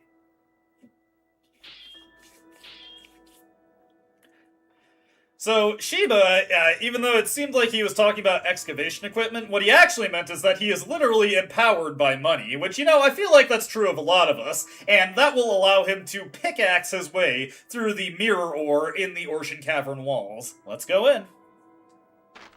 And actually, I want to put Tyr on the bench for now. We're going to bring in Natalia. We'll stick with Jade, though. May as well, just for the fun of it. And I'm actually going to give Natalia her, Blue Saphira back. Let's see, attack ring, there we go. Got everybody set up. Still got Jade's phonic mark on him. I always just want to double check I got everything. Now, to go into the true final dungeon of the game. You can only do this on New Game Plus, and it is, without a doubt, the biggest dungeon in the game. Saving the best for last here.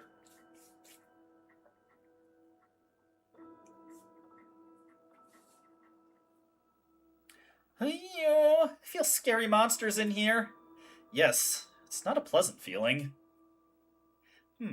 This phone machine. It's Famacree. I see. This is bad. What's up? This Famicry is creating a replica of the wall we just dug through. In other words, after a certain time, the wall will close and we'll be trapped inside. My! Why would they build such a thing? To stop holes from being opened in the walls, I imagine. To stop people from coming in? I suspect the opposite. They probably created something bad. Otherwise, they wouldn't have made this silly machine. You mean there's something in here so nasty they had to trap it? Yes. What do you want to do, guys? We cannot turn back now. If we ignore it and that nasty thing you speak of manages to come out at some point, that would be terrible. So, what do we do about this device? If we proceed inside and the wall reformed behind us, we'll be trapped. We can just dig through it again. It'll cost you money to dig through mirror stone. Yeah, I guess the best thing to do is to break it.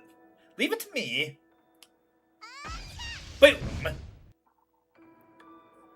Say, you think there might be more of these machines like this around? If they're trying to keep something in here, then I doubt they'd rely on this single one. It would be best to assume there are others. Okay then, if we find more, then we'd better destroy them all. And here we are, the replica lab, the Abyss, the final dungeon of Tales of the Abyss. Head towards the depths of the cave while destroying the Famicry machines. Pay gold to Sheba to dig further into the cave. Paying different amounts of gold will produce different results. Sheba will be unable to continue digging when the energy bar in the upper left corner runs out. Also, Sheba will lose energy when you get into an encounters in this place, and that is actually going to be the main thing that burns through his energy. Now, Sheba actually defaults to taking 10,000 gold per dig. Unlike what he implied, he does not charge a variable amount depending on what he's digged through. You just pay him a flat amount that you can actually renegotiate with him. The less you pay him, the more energy he uses up per dig. For my purposes, 10,000 gold per dig is more than enough, and he'll barely burn through energy, so we don't really have to worry about that. Now, the Abyss Replica Lab, well, let's get moving here. Let's have Sheba dig through everything real quick. Just get all of these opened up.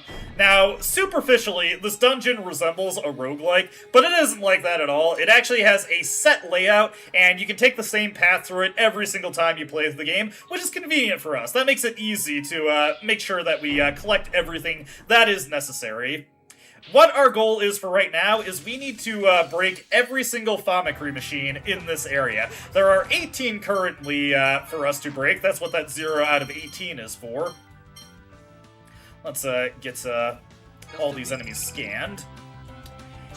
And when we do that, we'll be able to reach a new area. There are 29 Famicry machines to break altogether. We just aren't able to identify that there are more than this. If you come a couple spaces or a couple of spots, if you discover an area with a Famicry machine in it, and then you leave without breaking it, the game does denote it as a yellow square on your map, but we'll be breaking everything as we go through it. There is a map of this place on GameFAQs, so I'm going to be following that to get through this as efficiently as possible.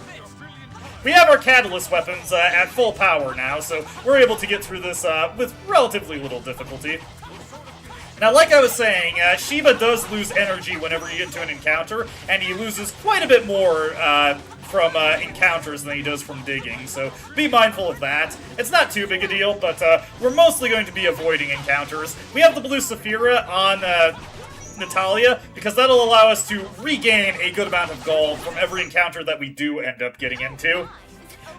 See, we almost got 10,000 gold back from that one. Now, if you didn't get the double gold grade shot bonus like I did, you wouldn't be getting that much, but, you know, we do have that, so we're getting nearly 10,000 gold per encounter, and that is quite nice, quite nice. Heading up into this way, there should be another Famicry machine here. Let's just smash that real quick. And you may notice a little birdie is hanging out on top of the phone machine. It is currently asleep, but we can wake it up. If you bank a fire off of that mirror stone there, you can piss him off and he will fight you. Now these birds here give a ton of money when you kill them, particularly if you have the 2 doubling gold effects in play. So let's do this battle and just show off how much money you get from these guys. Yep.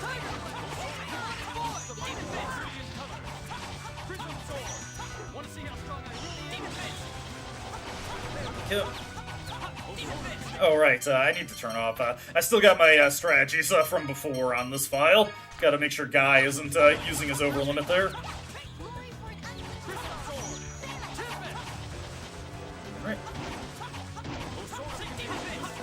I should probably control Guy in order to get the stronger catalyst weapon, but I do kind of want to build up Luke's catalyst weapon on this file. Well, actually, it doesn't really matter. You know what? Actually, you know what? We will just play as Guy, get the most damage possible.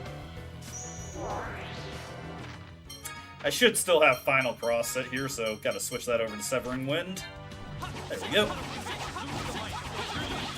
These guys are a little bit stronger in terms of raw defense than the enemies we were facing in the Colosseum, so don't deal quite as much damage to them. I also maxed out my ingredients. As you saw there, we got 50,000 gold from killing that. I have enough money that I don't need to do any of those encounters, but keep it in mind if you're slightly lighter on funds, but you want to get a head start on this side quest. Let me see here. I actually want to double back just a little bit, because I missed something. There are various treasures throughout this place. Oh, and every time you enter a room, I was actually just thinking of mentioning this, every once in a while you can run into a golden slime. This guy doesn't give as much money as the bird encounters, but he does respawn after you kill him, potentially. Or you can run into him in any room you run into. Oh, whoops, I forgot to set Guy as my main character. There we go. Prism sword. There we go. And yeah, look at that. Almost 40,000 gold with the blue Saphira and the double gold effect. Let's get Guy up top. Alrighty. Where was I on the map again? Let's see. Yeah, this is not the right spot. Oh, I was misreading where I was. Sorry about that. Sometimes I get confused. Should be able to find something over here. We'll have Sheba just break all of these. You have to wait for Sheba to finish. And you can get cornered and attacked by an enemy while Sheba is digging. That doesn't affect his energy or anything, but if you're trying to avoid encounters like I am, be mindful of that. Let's see here. Have Sheba break this down. Okay, I think I'm in the slightly wrong spot. Let's see here. Where do I want to go? Oh, hey, another gold slime. May as well. When in Rome, right? These guys are wimps. Nothing will beat you in the garden.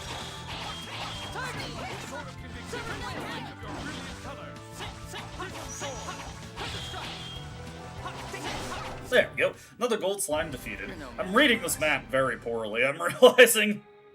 Let me see here. Okay. Oh, another one? Damn, I'm getting really lucky encountering these. What the hell? Take them on.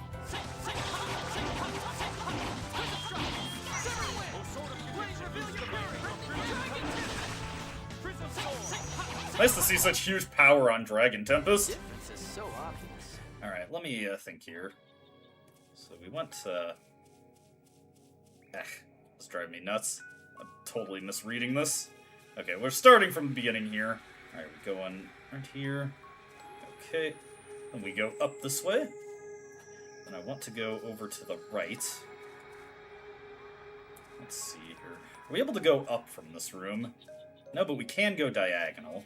Okay. And then let's have Sheba dig through all these. It's a little confusing. This map isn't a perfect recreation of this, but I think if I go right here, this should get me to where what I'm looking for. Yes, treasure right here. Get a free miracle gel, which, you know, we used up plenty in the battle with Nibelheim. Of course, that was on a separate file, but you know what I mean. May as well stock up. Alright. Next we want to head over this way. And go up here. Sheba, you're putting in good work for us. Here we find another Famicry machine. Ah, God, I keep forgetting I have the wrong Mew power set. Sadly, we cannot light these machines on fire. Again, I don't really care to fight the birds because it just takes a while to get them waken up, and I don't really need the money. To this way. Have Sheba dig through here. And yeah, it's always these protruding parts in the wall that you can dig through. I actually got confused when I was first coming to this dungeon, because I had assumed it would, you know, be the refractive surfaces that you had to cut through. But no, you need to hit just the protruding rock faces. It's weird, because they keep talking about the mirror ore, and that is the mirror ore, but whatever. Yeah.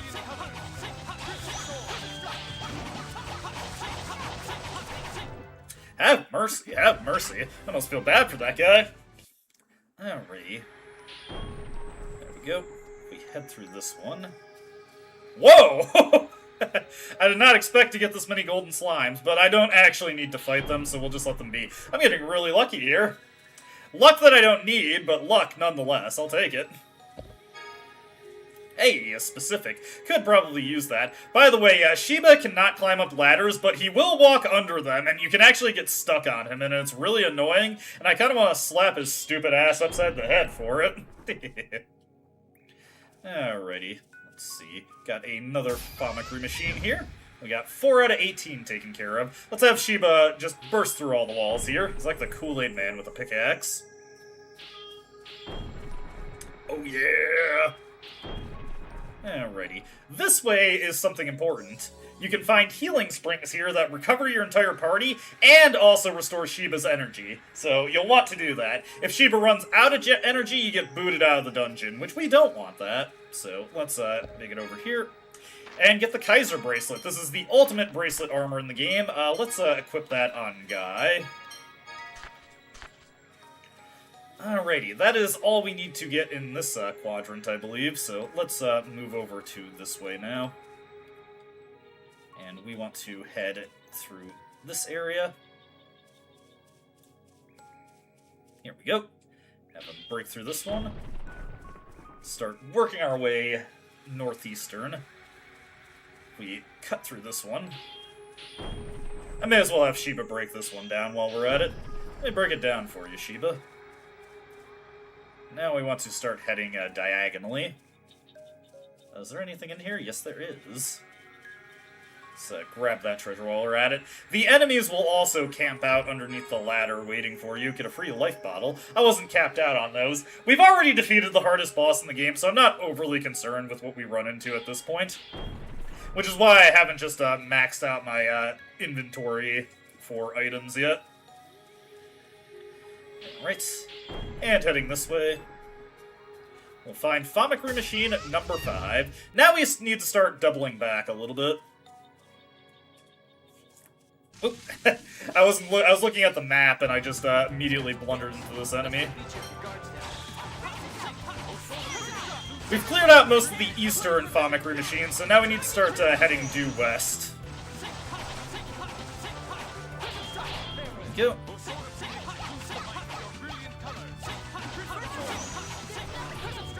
I like how Guy's sword, the catalyst weapon, looks like a literal lightsaber. Taking out the enemies in style. There we go. Hey, max HP increase for Guy. He could use it because this is a little bit lower than Luke's. I'm actually going to follow the in-game map now to get back to the entrance, because now we need to head west from the entrance. Probably just a little bit more efficient to head back this way. Yeah, we can go diagonally here. Always look for ways to just cut corners, quite literally. Right, back over this way. Here.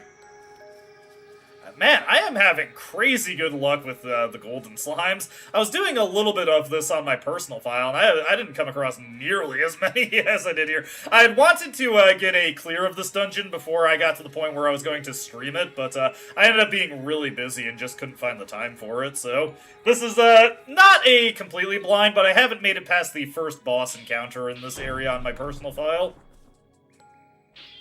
So there is going to be unfamiliar content for me. Get excited, get excited. Let's have Shiba dig through all these.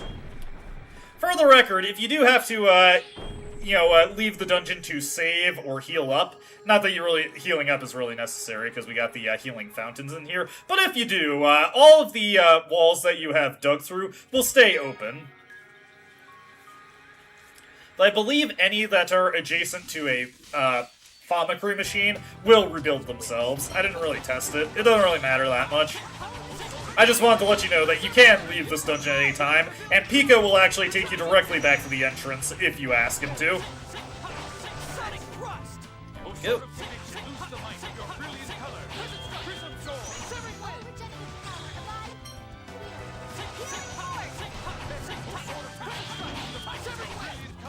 for that. Intensely powerful Dragon Tempest. No match for us. Nice, max HP and TP increase for Natalia there. Alright, Shiba, please stop trapping me. So rude, so rude. Alrighty, through this diagonal right here. God, man, I am having crazy luck with the golden slimes here. I was not expecting to see that many. Another one! What the hell? Does the game just throw out more and more if you're not killing any? Or if you're going through a bunch of areas without getting into battles? It's crazy. We ran into a room with 3 of them. Another treasure right there for us to collect. Alright, now we are going to start making our way towards some Famicry machines. Let's have Shiba dig up for us here. I do love the jaunty little dance that these guys do, honestly. I respect it. I appreciate it, even. However, I do not need to see it in full detail. We're just here to destroy machines. You can leave here with your life if you so desire. Whoa, hey. Getting a little too close for comfort there. I don't need that. I don't need that in my life. Let's just go into this room. This room has another treasure for us in here. Let me see. Where is it? Or am I misreading the map? No, okay, it was hidden right here. Get us a red basil. Oh, hey. We can actually just cut over to grab a Famicry machine here real quick. We're gonna have to come back this way anyway, but I have destructive tendencies, so I want to break this one now. There we go. That leaves me feeling satisfied, honestly. Okay. Down this way. Appreciate that they give you some lo-fi dungeon beats to study and destroy Famicry machines, too. Whoa, hey. Okay. I suppose I'll take these guys out. I suppose.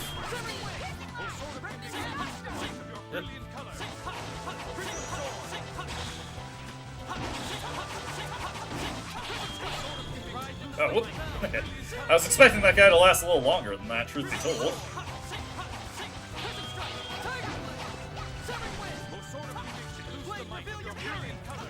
Must have, yeah, I did Tiger Blade, I'm remembering now. I'm just kind of mashing buttons, because the Catalyst weapons just let us bulldoze through most encounters.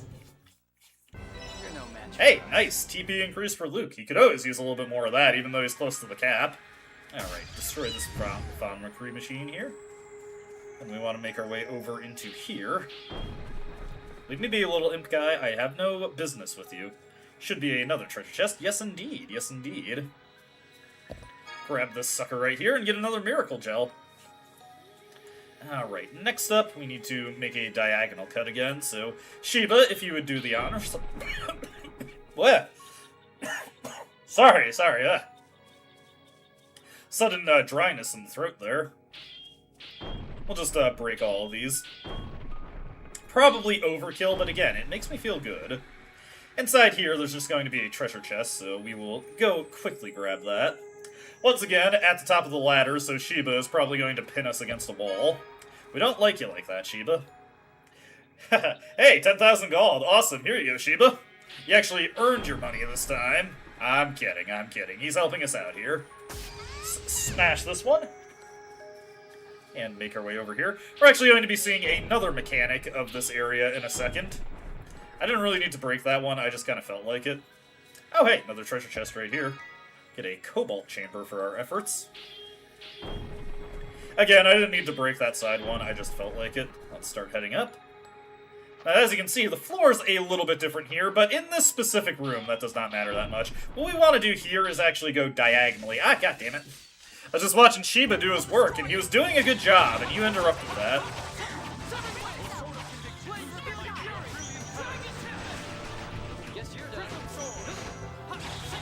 Yep.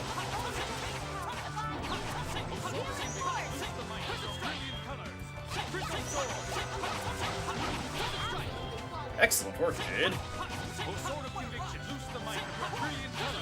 I haven't really drawn attention to it, by the way, but we do have access to every single AD skill in this file. So I have stuff like Glory that prevents me from staggering. Ah, God. Like I was just trying to explain things, and you decided to get all up in my business. Here we go. Destroy this real quick. And now. But yeah, I've got powerful AD skills like Glory that just eliminates Stagger. We've got all of the skills that allow your casters to cast their spells as fast as possible, such as Speed Cast, Rhythm, and Reprise.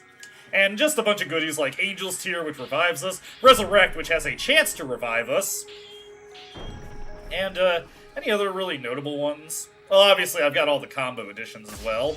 Can destroy this Famicry machine right here. We actually are, this is all of the Famicry machines in this section. Actually, I think there's one more.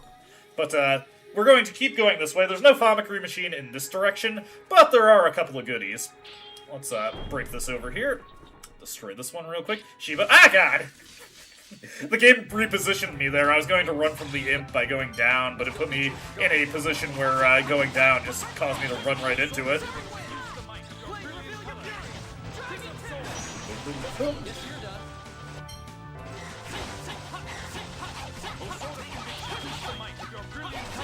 Nice. Alright, pretty good stuff, pretty good stuff. Hey, another max TP increase for Luke. Yeah, that's another ability you get from having a high enhanced stat. You can randomly get TP and HP increases. We've gotten HP bonus. We got the HP bonus one on a couple characters in the main file, but nobody has the TP one in the main file. Takes quite a lot of enhance to get. Ah, god damn it! I trapped myself. Probably gonna have to get into another encounter here. Oh, hey, we actually managed to avoid that. What I was actually looking for was right here. Been a while since we've had anything that required us to use Mew Wing. We're just getting all the goodies in this file. One Shooting Star. What is that? Sounds like a piece of equipment. Let me see here. Shooting Star, Shooting Star. It's another bow. That is way weaker. What the hell? That is way weaker than what we have for Natalia currently. We were able to get better stuff as soon as we got in Mew Wing. I wonder if they gave that one the wrong attack value, or if they just put it in the wrong place, because I think that's exclusive to this dungeon. Alright, heading back this way. Make our way into the wet floor here. Now, the thing that can happen with these wet floor rooms is that some of them will have things that look like Famicry machines, but they ain't Famicry machines. They will shock the floor, dealing damage to your party, but more importantly than that, honestly, they will also drain Shiba's energy a little bit. And the rate at which you can lose it can be pretty significant. Get out of those rooms as quick as possible. They are not Famicry machines. I thought that they were Famicry machines you had to destroy. But if you do try to destroy them, you will just have a ton of Shiba's energy drained. So don't even bother. Yep. I should probably get another water. My throat is getting super dry here. Been having to do a lot of talking this stream. There's so much to go over at all times. We're not playing around. There we go. Thank you, Shiba. You know what? I'll break this one also. Just for the fun of it. Just for you, Shiba. Heading diagonally here. Now we have to go up a bit. I was gonna say maybe there's a Famicry machine, but there was not. There was not. Alright, speaking of Famicry machine, ah god, I keep forgetting I have the wrong Mew power set. Get that one destroyed. Thankfully it also blocked the wolf. We're at 11 out of 18 destroyed. Let's move on over here. Shiba, if you'd do the honors. Thank you so much, thank you so much. You are a gentleman, and a scholar, and just a phenom with a pickaxe, honestly. Unfortunately, I think we do have to take a slightly roundabout way to get back to where we want to go. Fortunately, we do have a way to cut the corner and avoid that shock machine. Let's see here. We'll make our way to this one. And I think, yes, we can cut over here. That's good. Yes, where am I? We already got that. I believe that's number 9, so let's head this way. And through this one. Let's see here. Where am I exactly? I'll get my bearings eventually. Oh wait, was there a treasure chest in that previous room? Because if there was, I think I know where I am now. Yes, there was, okay. I know where I am now. So there's that Famicry machine. There are a couple this way that I haven't destroyed yet. Let's double back here. And we want to go down here. And there should be one for us to destroy in here. There we go. Get that one taken care of. Now, head this way. And can we cut diagonally here? Yes, we can. That'll get us to another Famicry machine immediately. How delightful, how delightful. Just smash this one real quick. And now we can start heading just straight north. Back into this room right here. And I think we actually have a little cutscene here that will inform you of something that you probably realize pretty quickly into the dungeon.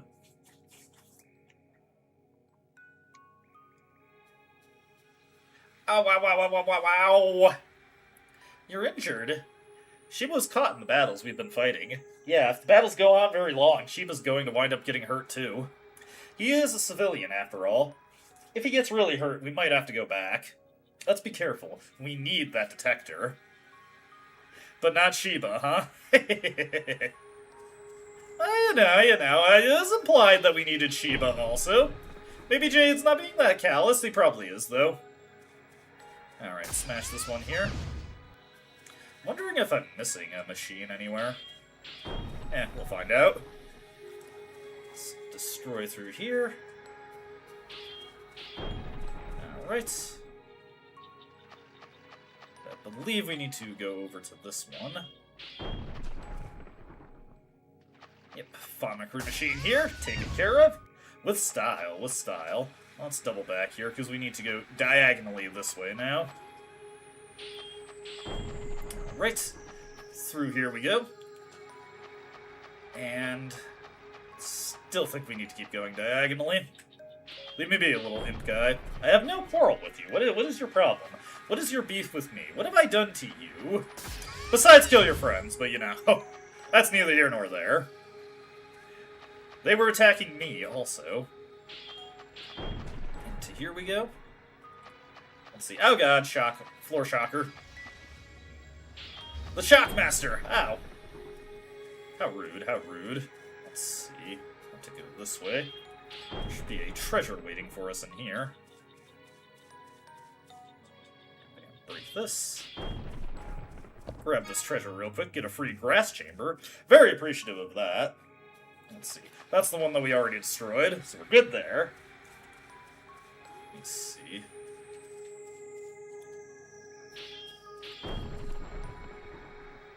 Alright, destroy this Famicry machine. Just one more to go, and this door right here won't open unless you've destroyed all the Famicry machines. So we've got another one we need to take care of. I'm not 100% sure where it is. Let me see here.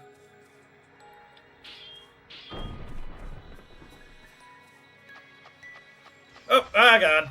Shock floor. Alright.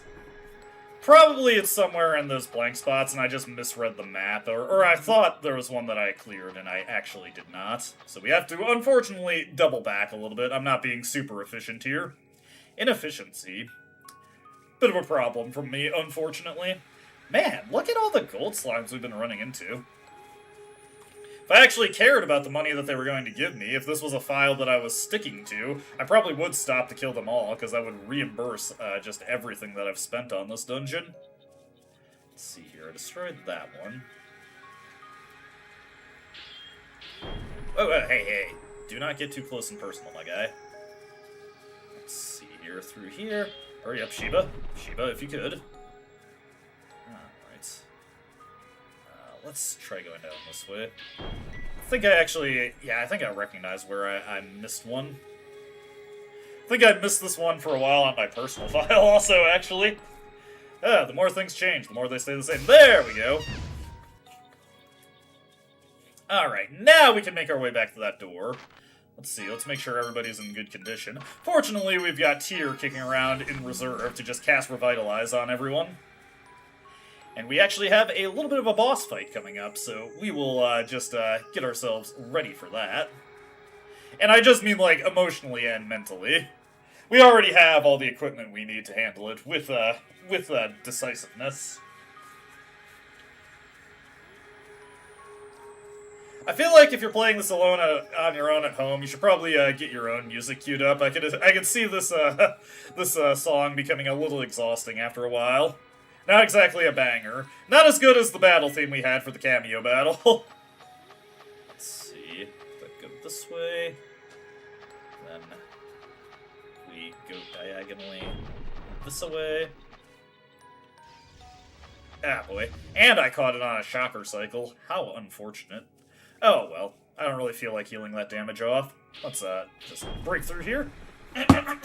Ah, you know what? Let me get a water real quick. My throat is getting so dry.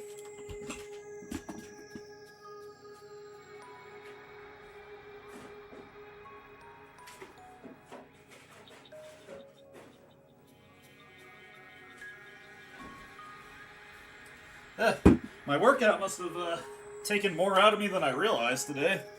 That's okay. We have these situations that come up. Wow. I'm looking at that. That really did not hurt us that much at all. Like, what, that's like 100 HP that it took off? It was definitely more detrimental to Shiba than it was to us. Alrighty. Let's make our way through the door, and what awaits us beyond here?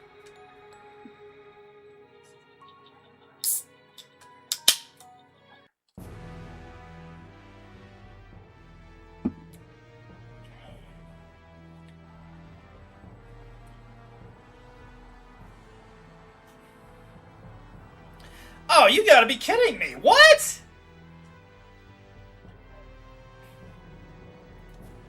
Major? Sink and... Arietta? Father? No. Largo! Only Dist would leave behind replicas of such bad taste. He must have been quietly taking their data before. What a bastard! We aren't going to have to fight them, are we? If they bear no ill will, I imagine we can merely leave them alone. Can't be that easy, can it? But it appears that this isn't going to end peacefully. We have to fight them again. Why? Why do I have to keep fighting the same people over and over? Major. Unfortunately, it doesn't look like there's time for sentiment. Damn it. Forgive me. And one last time, the God Generals, people. We've got replicas of every God General in the game, and I'm gonna scan them all, because that just makes me feel, important. Alright.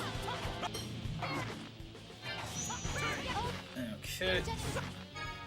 Let's get the magic lens on Largo here. Yo, fortunately, we are pretty well beyond these guys in terms of stats, because I had to get ready for Nabilum, so they are not as threatening as they could be. Who do we want to take out first? Arietta is tempting. Actually, yeah, you know what? Let's get the last magic lens thrown out. Let's see, we need to get Lagretta now. Where is she? Oh my god, come on, where is Lagretta? Oh, does she not come in? Oh, they only... I guess they can only fit 3 of them in a single instance of the battle. Oh, whoops. Wait. No, I thought... let me see here. I thought Jade had his over limit ready. Unfortunately, he did not.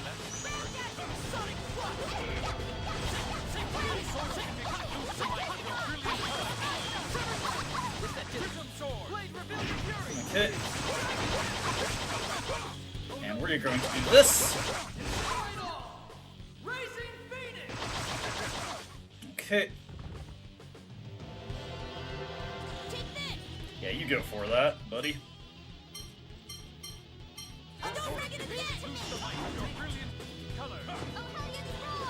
And we're going to use Noble Roar to take out Arietta here.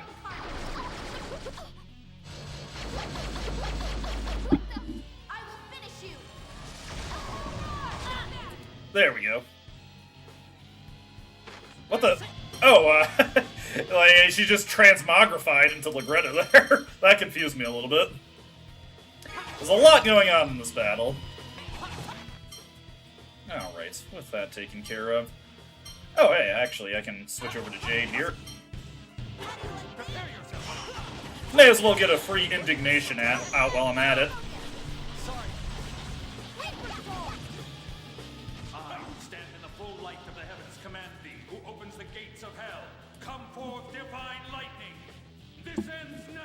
Indignation!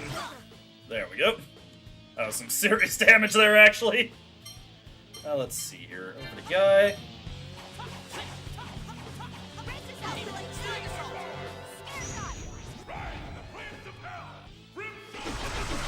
I was gonna say Largo seemed to have been a little off-center there, but he did eventually find his mark. Let's see here. We will throw a melange gel at him. I just noticed I'm a little low on lemon gels, unfortunately. Let's see here. Alright. Here we go. I couldn't get away from that one. Kashik Torment, but we still have Angel's Tear in reserve for the guy there. Let me see here. I need to throw a Miracle Gel at Natalia. There we go.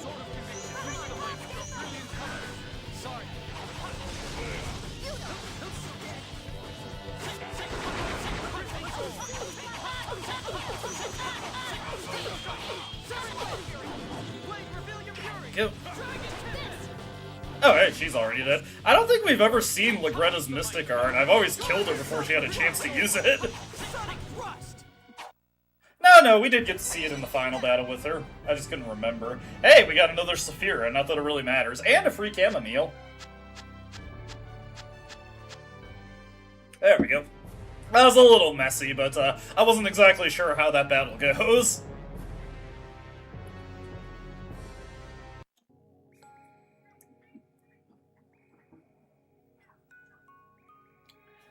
That was a surprise. They were no less powerful than the originals. Considering the flawlessness of these replicas, it's almost certain this is Dist work.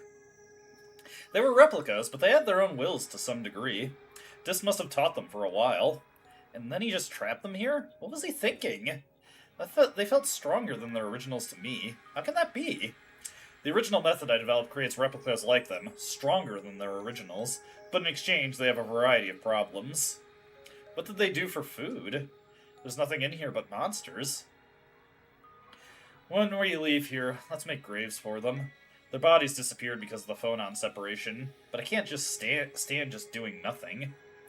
Mew. Guys. The detector's still showing a replica signature. I know it sounds harsh, but we can't stay here forever. Yes, let's keep going. So, we did get to see the, Galt Detector? Huh. We did get to see the, God Generals one last time. Let's see here. Is that a key item that we just got? Let's see, Galt Detector. Who knows? You might find some gold just by walking around. Hey, it's Pac-Man! I don't know if this actually does anything, but hey, that's kind of neat. Alrighty, moving on through here.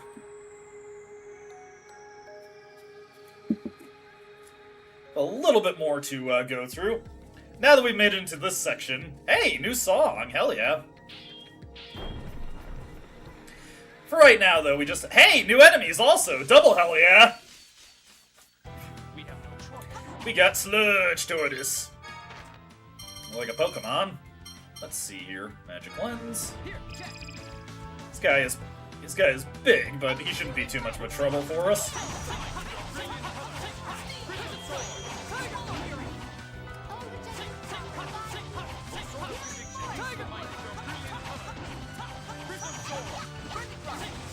Yep.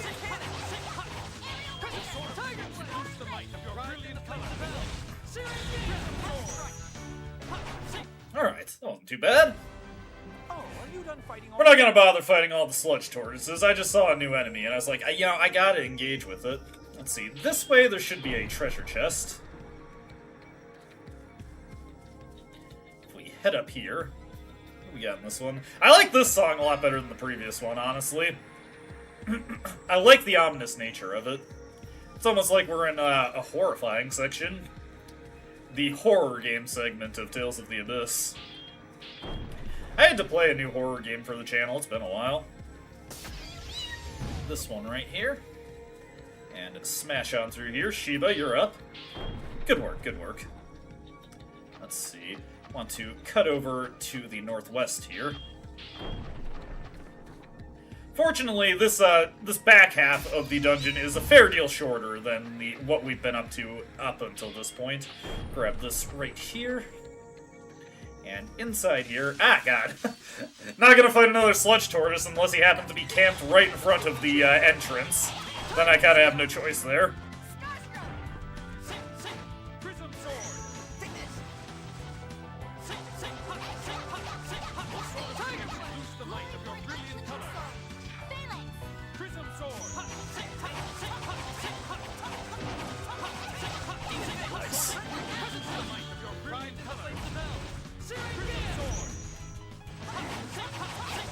And unfortunately, this fight's gonna go on a little bit longer. It's so dumb that you can't kill these things when they're on the ground like that. Hey, nice, another TP increase for Luke. Ah, I almost ran right into that one. Hey, new enemy! Shiba is forming a little wall for us. I appreciate his desire to protect us. Once again, I have to throw a magic lens at it. You know, it feels necessary to me. We got the Great Fiendlin. Suppose it stands to reason. You know, you got the lessers, you got the normals, now you got the great ones.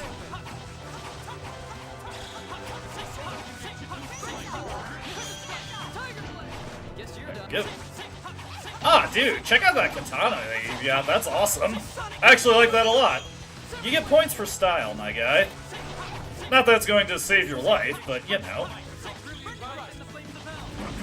You can know in your dying moments that I thought you were kind of cool. There we go. Hey, more TP for Guy. He's a TP guy. He's doing quite well on that, actually. Let's see here. Gotta get this treasure right here. It's actually the main reason we came in here, and it's just a holy bottle. But hey, it's our holy bottle now. Inside here, we find another healing fountain, and that should be the last time that we need to restore Shiba's energy. He should be good to go for the rest of the dungeon. Another gold slime over here, if you are so inclined. I am not inclined at this particular moment in time. Let's cut over here. Alrighty. If I am reading... Yes, there's actually something pretty interesting in this room here. This treasure is, well, first off, it's something that you have to, oh, wait a second. That's not the right way. Where's the treasure chest? Treasure, where are you?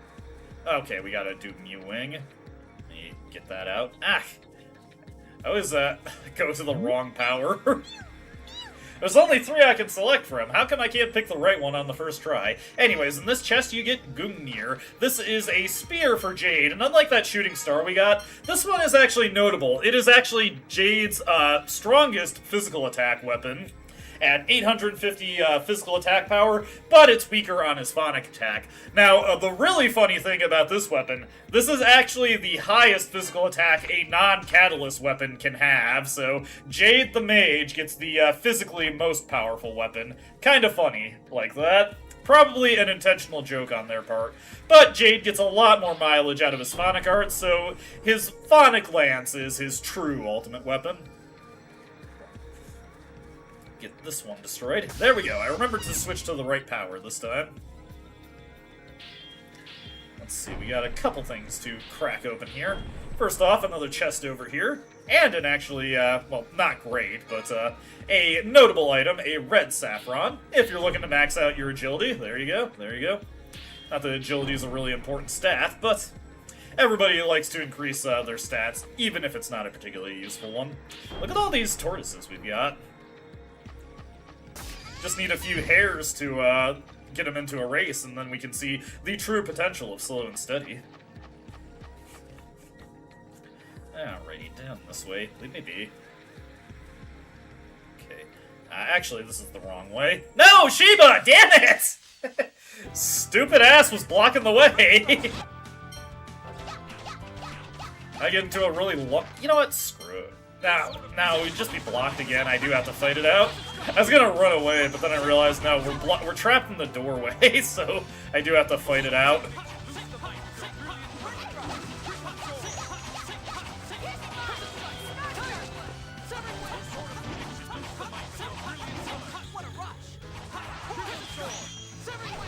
There we go. That wasn't too bad. You're a hack. You whack. Just have to keep up the pressure. Anyways, I wanted to go back in, because we can just do a diagonal cut here. Or go sideways and then do a diagonal cut. Leave me be, White Wolf. Once again, I have no quarrel with you. Why are you coming at me like this? What did I do to you? Besides kill your brethren, but you know. They attacked me also. Come on. You've got to respect that. Alrighty. Let's crack on through here. There should be another treasure chest for us in this room. Yes, right here. Get a treat. How nice, how nice. We can have a treat as a treat. Something like that. Let's see, we want to cut over this way now. Another Famicry machine for us to break. Let's see. I did get the to our left diagonally is another treasure, but it's one we've already gotten. So not another treasure, it's just, if we hadn't gone that way already, there would be a treasure for us. Shiva, get to work. There we go. Now, in the realm of treasures that we haven't collected, this room does in fact have one for us. Let's see here. Yes, it is, actually. Mew, take us up. Wings! Alrighty, and a miracle gel. Nice, because like I said, we're actually a little light on lemon gels, so it'll probably be good to collect as many healing items as we can get. Unfortunately, we are going to be sent into another shock room, but Sheba has more than enough energy to... Actually, no. Oh, hey, I think we might be able to avoid it. Alrighty. Oh, nope, we're being sent into a shock room. The map was, I misread the map here. Into the shock room we go. Ah! Oh no, and we got ambushed. Just a double dose of disaster here. Not a big deal, though.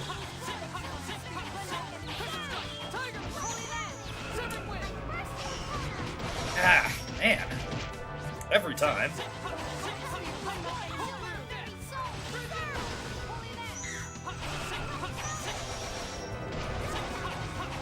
It's been a while since we've seen Bloody Howling, actually. We were using Annis a ton in the earlier streams, but once Tyr got her pendant, we haven't really had much reason to stick to Annis. Holy Lance is just so much more effective. I guess we're done here. And we got another TP increase for you, guy. Isn't that grand? Okay, into here. Smash the Famicry machine. There we go, there we go. And conveniently exiting out into here, we just go sideways, ow, as we get another treasure. Where are you, treasure? Treasure? Where's the treasure? Am I misreading the map? No? Maybe it's one over and it's slightly misrepresented. No, this is a diagonal. There should be a treasure in here. 19. Am I going crazy? Possibly. Oh yeah, he was blended in right there. We get an elemental ribbon. Sheba, out of the way, jeez. He's trying to trap me, I'm telling you. He's mad. He is big mad. He does not like that we were using him as we are having him pickaxe his way through so many walls. He is disdainful. I'm sorry. Can we rest for a little? This is a bit rough, even for me. Dude, look at how much energy you have left. Yeah, we've been walking nonstop for a while. Let's take a break. Yes, fortunately I don't sense any immediate danger here. I want to smash that machine. Let's rest. You guys are taunting me with this. There's a machine right there to break. You think those 4 replicas were what disc-sealed in here? I wonder. If the detector is still reacting, then it may be something else. Man, I wonder how deep this place goes. Yeah, I thought we'd come a long way, but the more we dig, the more we find. Are you ladies feeling alright? Although, knowing you all, you'd answer yes, even if you were pushing yourselves. My, if you know the answer, then that was a silly question, wasn't it? I can still fight. Yeah, we don't have time to stay depressed. With the girls working this hard, I guess I can't just up and say I'm feeling tired. Oh, I'm okay now. Let's go. And now I can smash this machine. Smash machine. There we go. Okay, cut diagonally there. And we're actually just about at the end of the replica lab anyway. Just a few more rooms to go into. Now, let me see. I do want to actually cut diagonally here, because there's another chest in this room. If we Yes, this ladder. Oh god, there's gonna be 2 enemies at the base of the ladder. Sheba, ward them off for me. Get an elemental circlet. And now we can get out of here. You know what? I'm just gonna go this way. I'm gonna have the wolf up my ass if I try to go the, or have him break the rock. Let's smash this one right here. Try to go wide of the sludge tortoise so I don't alert him. Also, that was the last treasure chest. We're in the home stretch now. Smash through here. Smash through this last one right here. And then up we go. Smash this door. Or smash that thaumaturgy machine. And this door opens. We have reached the end of the Abyss Replica Lab.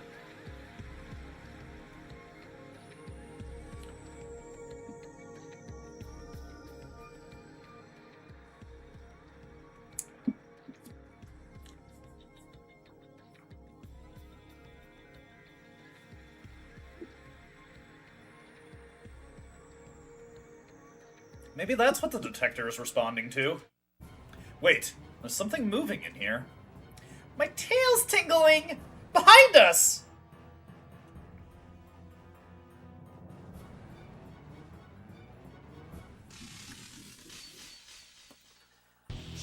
And here is the final bonus boss of the game, Replicantus, awaiting you at the end of the Abyss Replica Factory. Let's get a magic lens on him real quick. As you can see, he's got 500,000 HP and some pretty impressive stats, but he is not quite as threatening as a Nebulum was. There we go. And get that. With our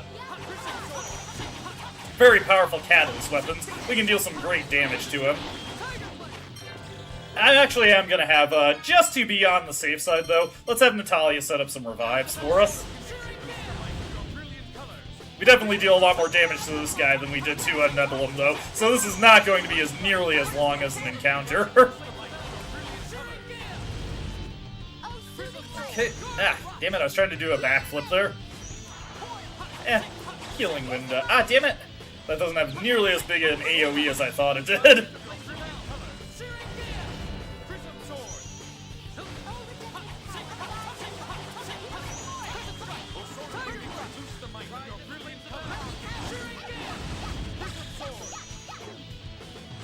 Ooh, he's got his over limit. I'll counter with my own. And then, for this. Boom! I'm mostly just doing that to burn out his over limit time. Let's see here.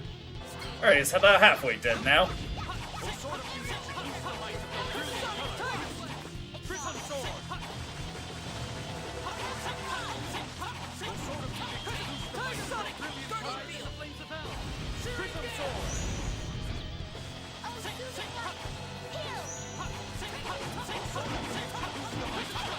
Alright, let's go for this.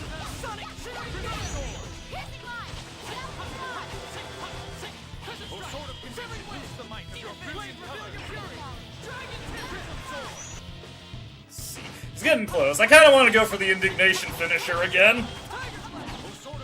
Just because it's cool.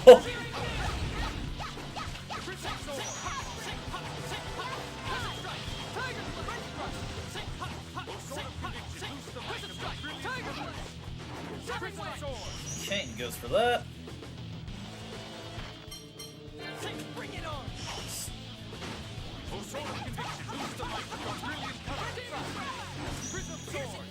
Alright.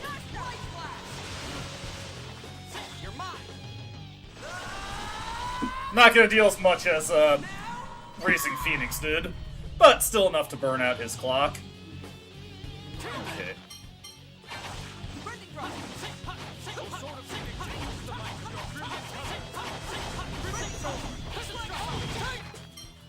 Alright. Hold this. And here we go.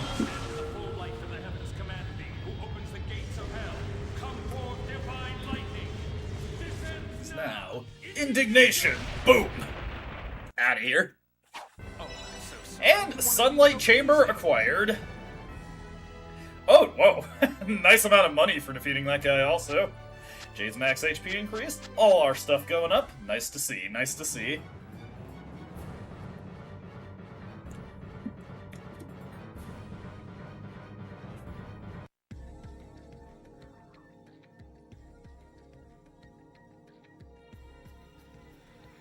That was some monster. That must have been what Dist wanted to seal in here. He's insane making something like that. What does the detector show? The replica signature has disappeared. All that's left is the Famicry signature. Then if we destroy this device, that'll be it. Okay, go, Mew! Leave it to me!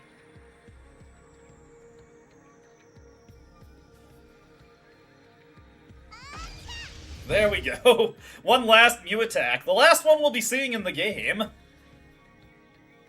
All the signatures are gone. We're finally done. I'm glad there was no effect on the outside world. Yeah, well, we've accomplished our goal. Let's go on out.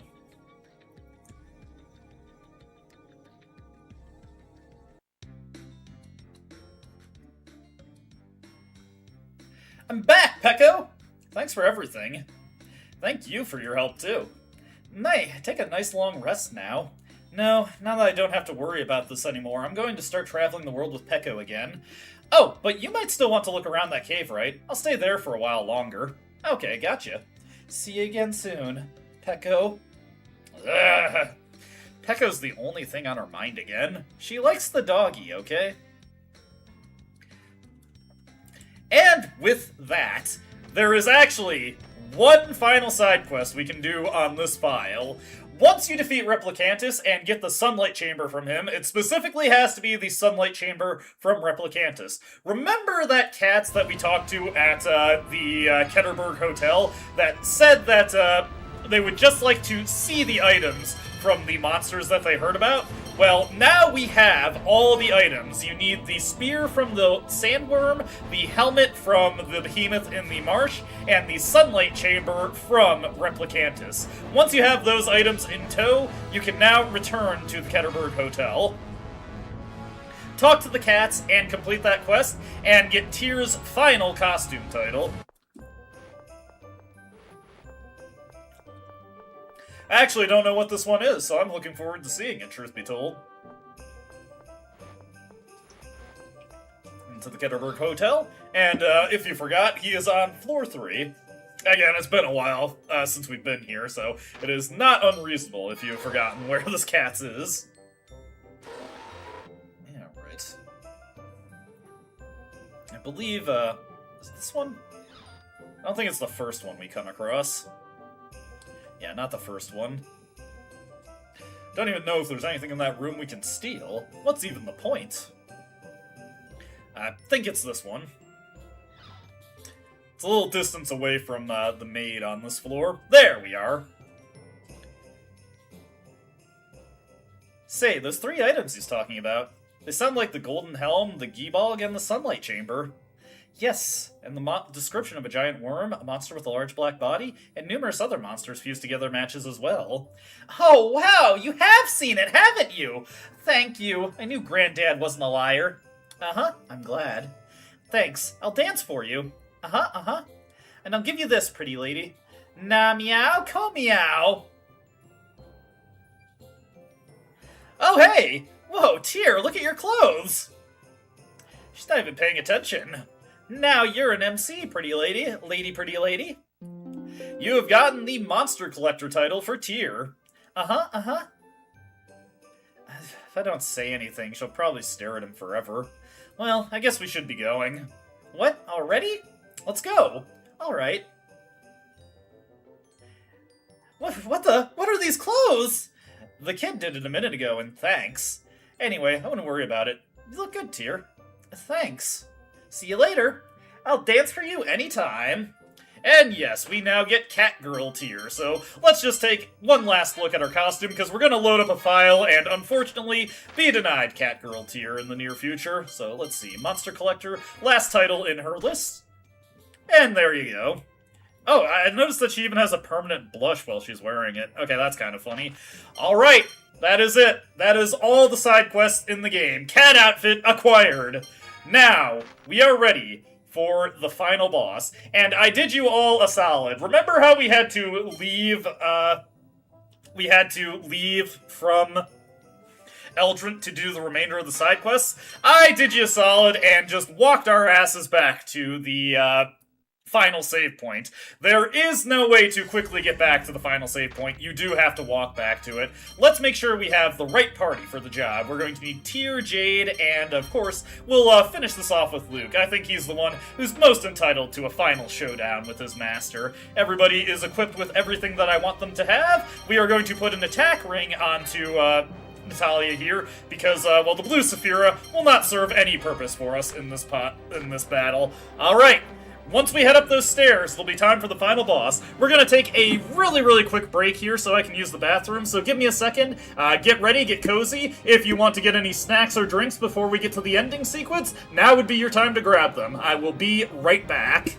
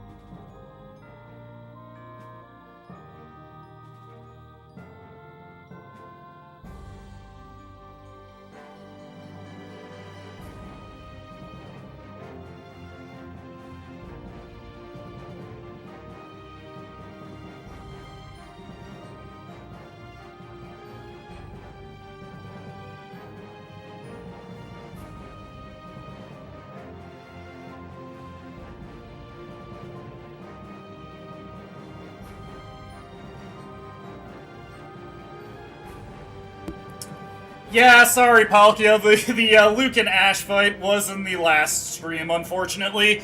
We've already cleared that. All the side quests we just did weren't available until we reached the end of Auldrant, so yeah, Ash is already dead, unfortunately. Everybody is in their battle attire for the final battle that Peony so graciously given to us.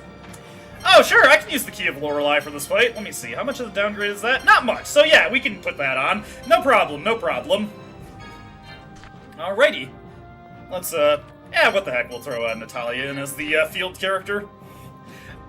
I don't know why Natalia's given mom jeans for her special outfit, but whatever. Peony works in mysterious ways.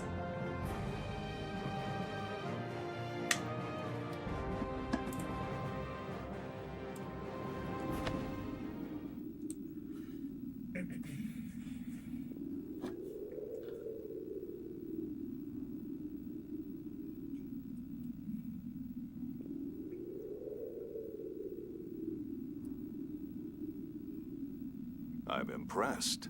I expected Ash. Ash is here too. He's inside me, lending me his strength. Giggity. Sorry. Second-order hyperresonance. You've surpassed your original. You are now a true human being. You've stepped across a sea of corpses and made it here. Now, join me, Luke. We will destroy the planet's memory and overturn the score of final judgment. No. Well, well. Why not? We came all this way. You really think we're just gonna roll over at that point? I finally understand what it is I wanted. I wanted you to acknowledge me. To accept me as a human being, not a replica. Yes. And you have become a human being. But that's not enough. You said to me, can you not live unless you were born for some purpose? I'm not living for anyone else. There's no special meaning in living. When I sensed my own death, I wanted to live. I know now. That's all I needed. So, I don't need you anymore. It doesn't matter if you accept me or not. Here I am. alive! Hell yeah.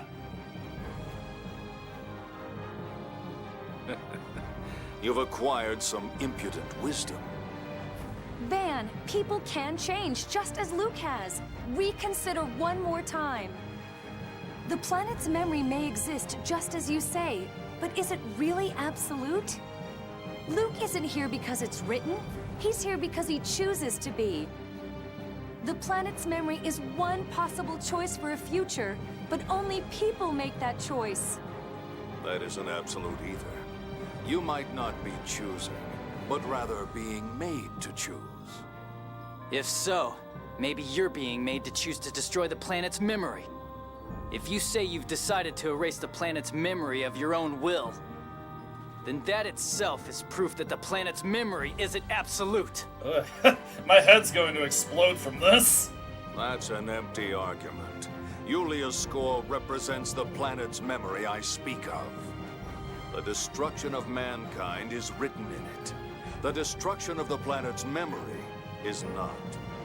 So you will carry out that destruction with the originals, then create a replica world. That's no different than those who let Hod be destroyed. That's why Ash rejected you. Didn't you resent the destruction of Hod and despise those who caused it? I did. But I must do whatever it takes to destroy the absolute path of the planet's memory. He who fights monsters. It's strange to hear that from such a wise man. People and planets all eventually die. Regardless of whether the planet has a memory or not, that alone is guaranteed. Even if the absolute path you speak of exists, people have the right to choose their own path to destruction. Fitting words for a necromancer. Everything dies. It's merely a matter of time. But the planet's memory calls for it too soon. I cannot accept perishing early the way you can. But you're trying to destroy the originals even earlier than the planet's memory. You hate the score so much, you're shackled to it more than anyone else. Now that, I think, is pretty inarguable. Perhaps so. No, all of us are bound to the future we call the score. We believe we can choose our future. I know the future is predetermined. As I thought. It would seem we cannot see eye to eye. Draw your weapons. I'll take you all on at once.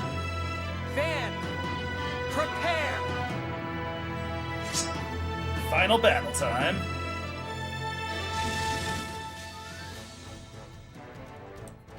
Alright, so... Hey, don't even think about it, dude. First order of business, of course, is to hit him with the magic lens so we can see how much damage we have to deal to this guy. Quite a lot. As you can see, he's got pretty good HP for a story boss. I already had to take a nasty hit there to get the magic lens through, but that's okay.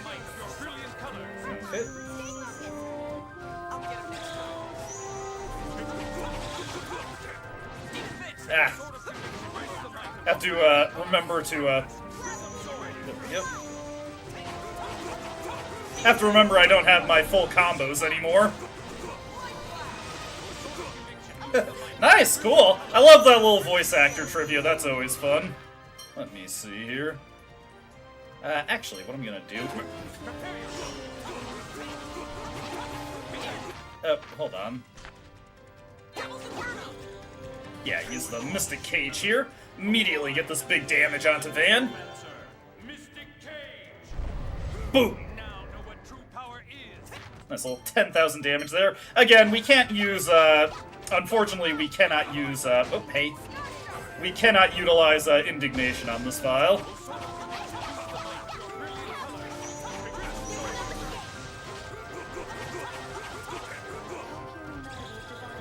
Whoop.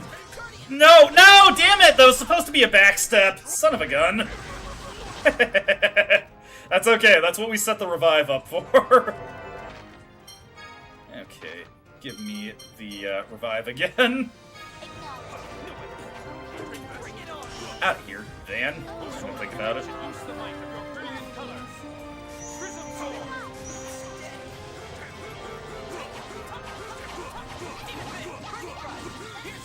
Yep, we can hit him with a... Oh! Sent me into a cutscene.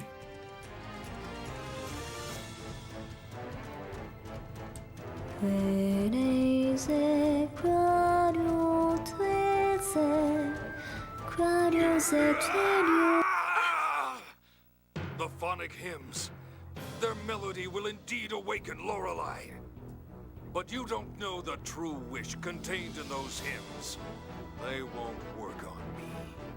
No, brother. I do know. I can feel the thoughts and emotions Yulia placed in these hymns. If that's true, Mysteria, then sing. Now, for me. Okay, there we go. Had to let that go. Let's see here. How much health does he have left now?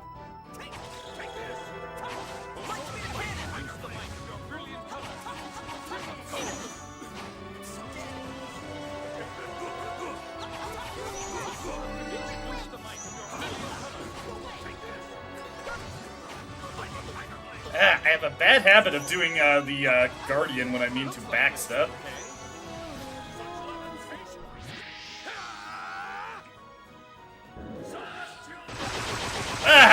Couldn't quite get away from that, unfortunately.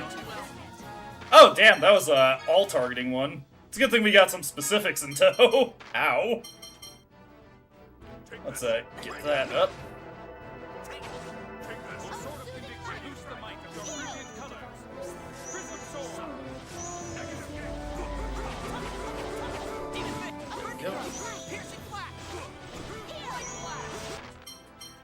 Alright, and then let me get this set up. Okay. That's enough. Nope, you are not getting that out. Out of here. Boom, boom, boom, boom, boom, boom, boom, boom. Nice. Forgot to actually set our strategy to attack. Let's see. Do not use. Do not use. And Natalia, well, you're not doing anything too important. Why don't you hit Jade with a pineapple gel? Actually, you know what? We can use a miracle gel instead.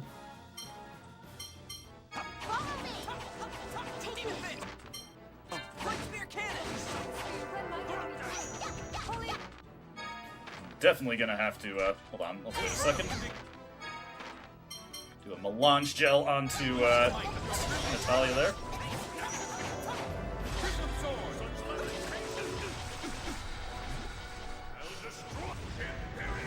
Luckily, I was able to avoid that.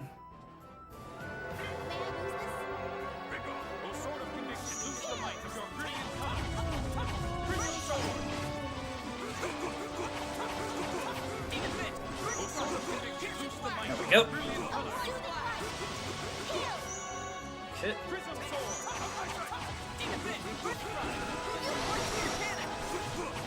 How much HP? Oh, hey, let's just do this right away. There we go. Man, that was a little anticlimactic. Obviously, it's not going to be over that quickly.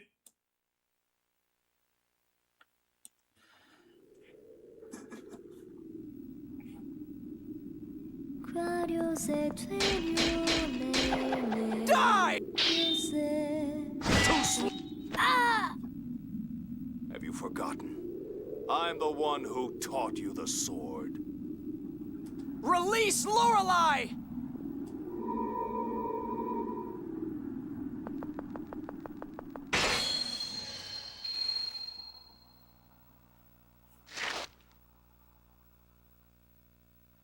You've grown strong. Van. To think you could push me this far. It seems I have no choice but to unleash this terrible power within me. And now, the true final battle begins.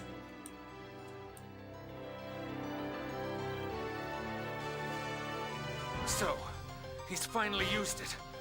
But I will be victorious! I won't lose! These arrows will send you to the depths of the abyss!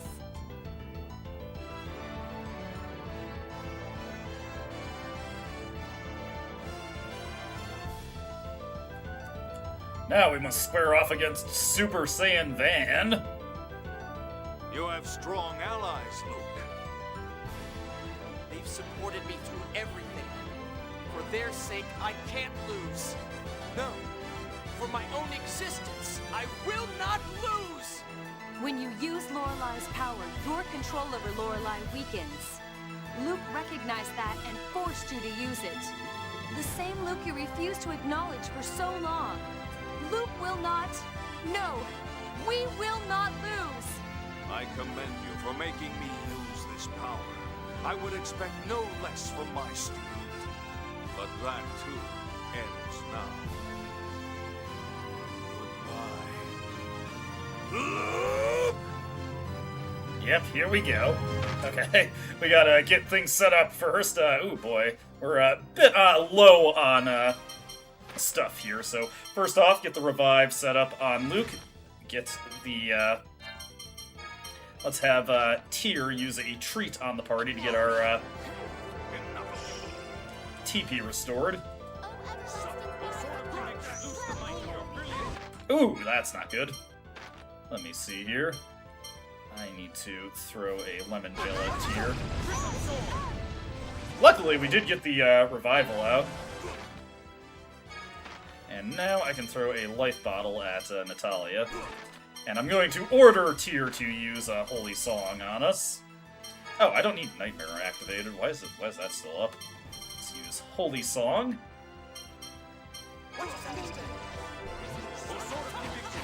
Don't even think about it. Ah! They immediately, both of them got taken out. I'm just going to bring Tyr back on her feet here, and she can resurrect Natalia.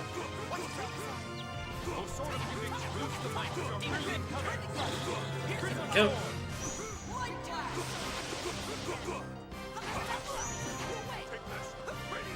Ah, that was a mistake. Luckily, I got the revive.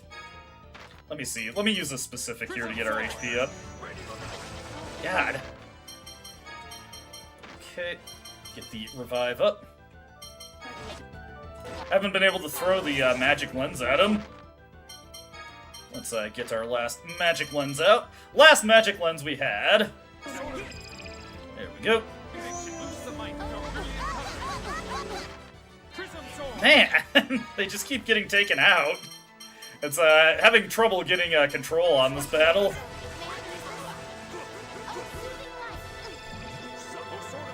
Don't even think about it, you jackass! Oh my god, come on! Stay on your feet, ladies! Every time. There we go.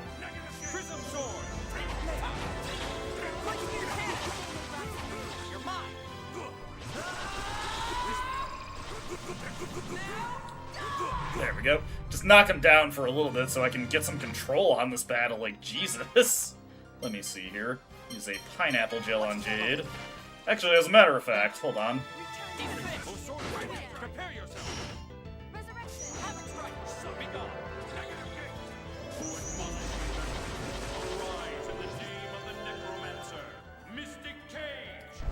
Boom!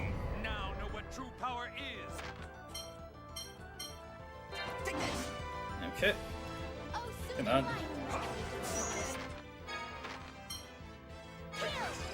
Okay. Conviction, loose the might of your brilliant colors. Prism sword. No, God, why am I making that mistake constantly? I'm just trying to use a backstep and I keep going into Guardian instead. I don't know why I keep making that mistake today. That's not something I've been doing recently. Okay, if I can finally get Revive set up, Jesus. We finally got some control on the battle here. This one's been going rough. Ow. Oh, he double over-limited. Not sure why that was necessary, but hey, you do you, man. There we go. Let's see, while I'm thinking of it, Natalia, please use an apple gel on me. Oh, whoops.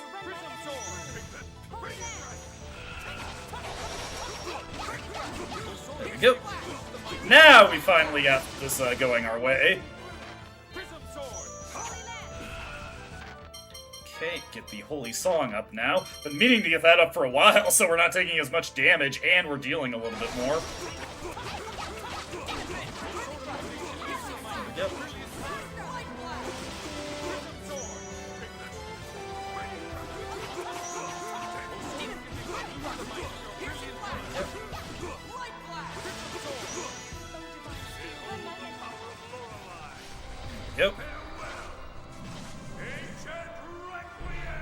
Fortunately, we were able to avoid that completely.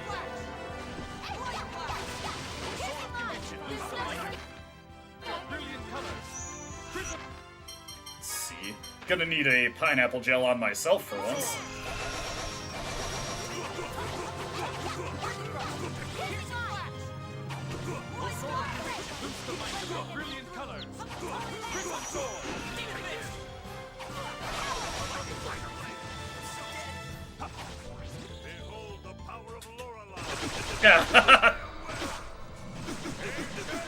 These things happen.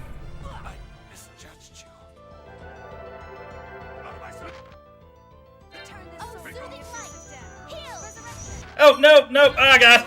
I was at the edge of the battlefield. Shit!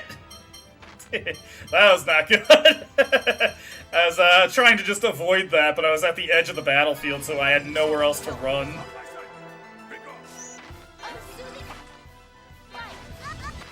Okay, hold up.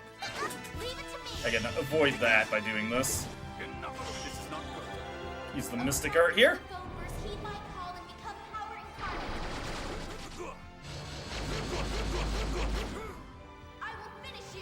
We got this. There we go. Some good damage there.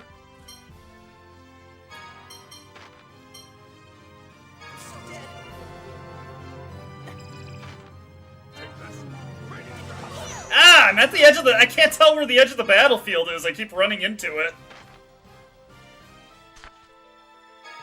Let's see here.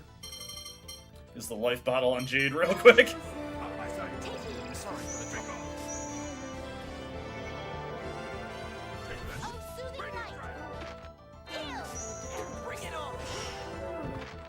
Let me see here. Let's use a treat here to make sure everybody has TP to work with. Oof, this battle's been going a little rough.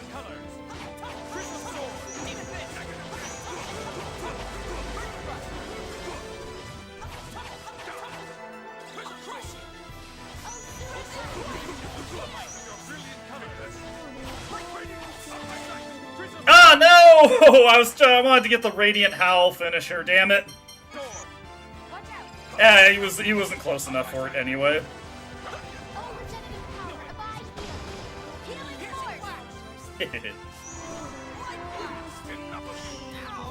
Okay, come on.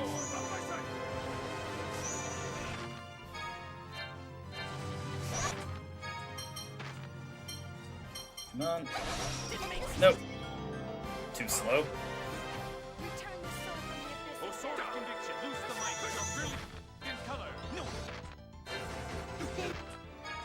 Okay, use this miracle gel on Jade. There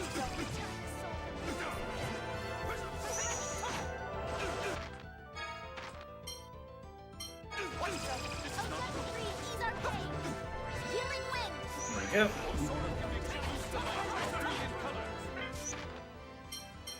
Okay. Oh damn, that was on tier. I thought it was going towards Natalia. Let's just use a life bottle on her. We're almost done. We've got him on the ropes. Damn it! What is this power? Lorelei is going out of control within Van. It's drawing in our phonons. At this rate, our life itself will be drained. No! Luke, the second order hyperresonance. It can neutralize any phonon. I'm going to free Lorelei. Tyr, help me! Right.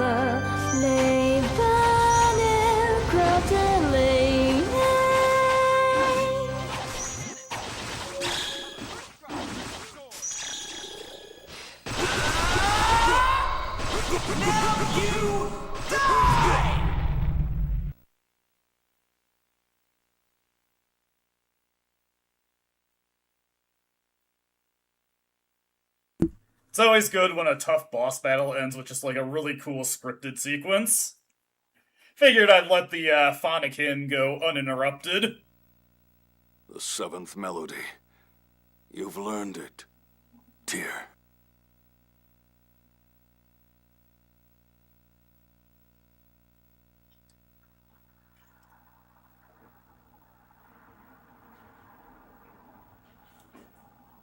I remembered. You sang it to me while I cried. You knew what the phonic hymn meant. You were telling me everything, right from the start. Thank you, Van. Farewell, Mysterica.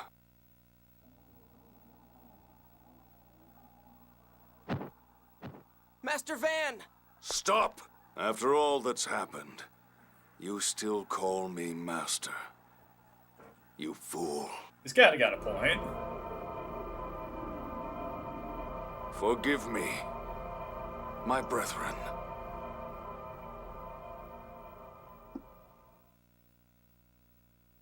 Master Van! Thank you! Goodbye, my beloved brother.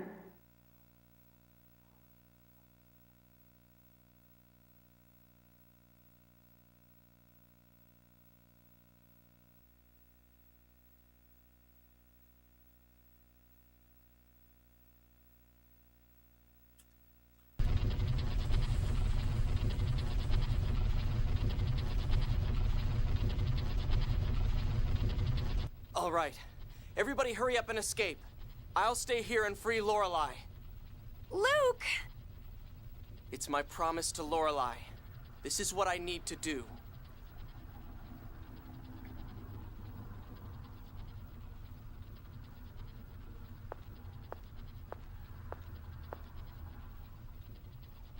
Jade? Luke, how you've changed. Luke finally gets some respect I was really from bad, Jade. wasn't I? But no matter how much you change or regret your actions, not all of what you've done will be forgiven. And that's why you must come back alive. Rather, I hope you do. Jade, shut up. Sorry. I'll be waiting. It's lonely being a servant without a master. Hey, you're not my servant anymore.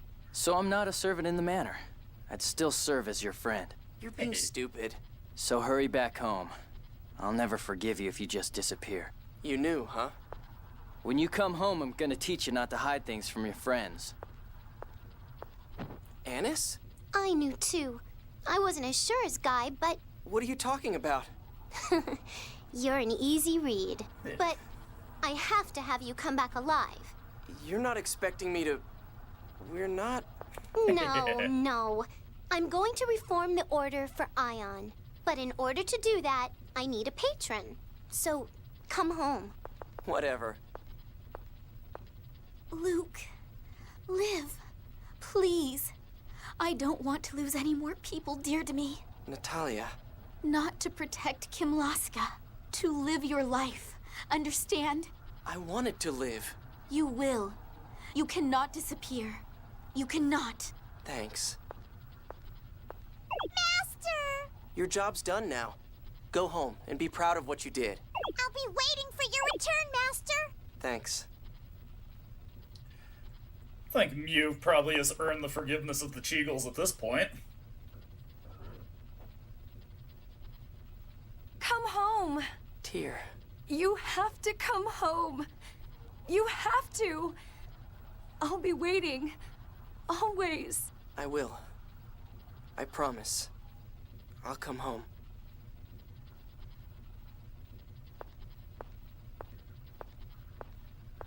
Luke, I love you. I like how that wasn't in the speech bubble. That was good.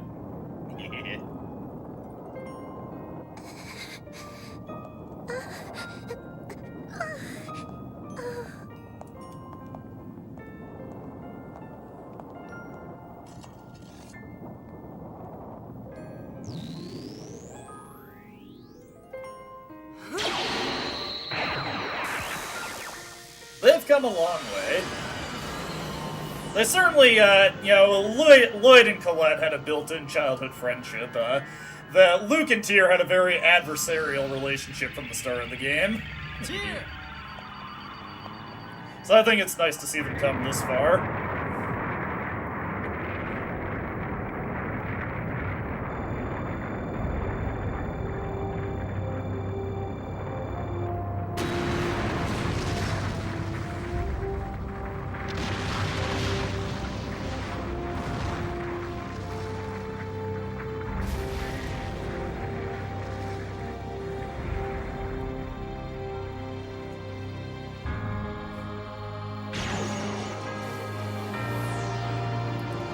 Looks like Ash is along for the ride.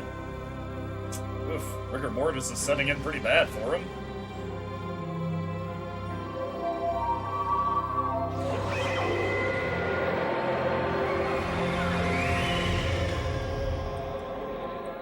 So the world did not vanish.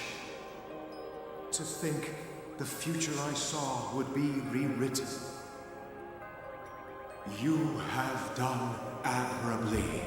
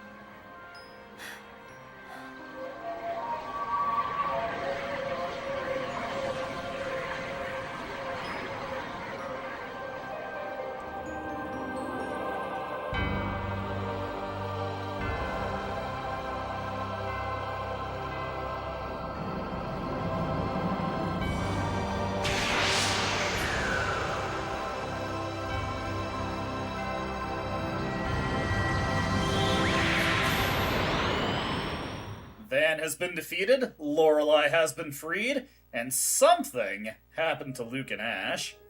Now we get our credit sequence, giving us some little images of characters both past and present, or rather the past and present of our protagonists, seeing how they were throughout life. But that was Tales of the Abyss, everyone. The ending's not done yet. The ending still has a little bit more after the credits. Don't be going yet. You gotta wait for the post-credits scene. They were ahead of the Marvel Cinematic Universe in that regard, I suppose. Here's Ash right here, going from kidnapping to full adulthood, so I hope you all had a good time with this game. I think, is this guy here? Or is this Tyr? It's hard to tell. I think this is Tyr. Yeah, to the post-credit scene, yeah. I hope everybody enjoyed it. I had a really good time showing off the game. I'll admit, when I came into this, I actually had a pretty negative opinion of Tales of the Abyss.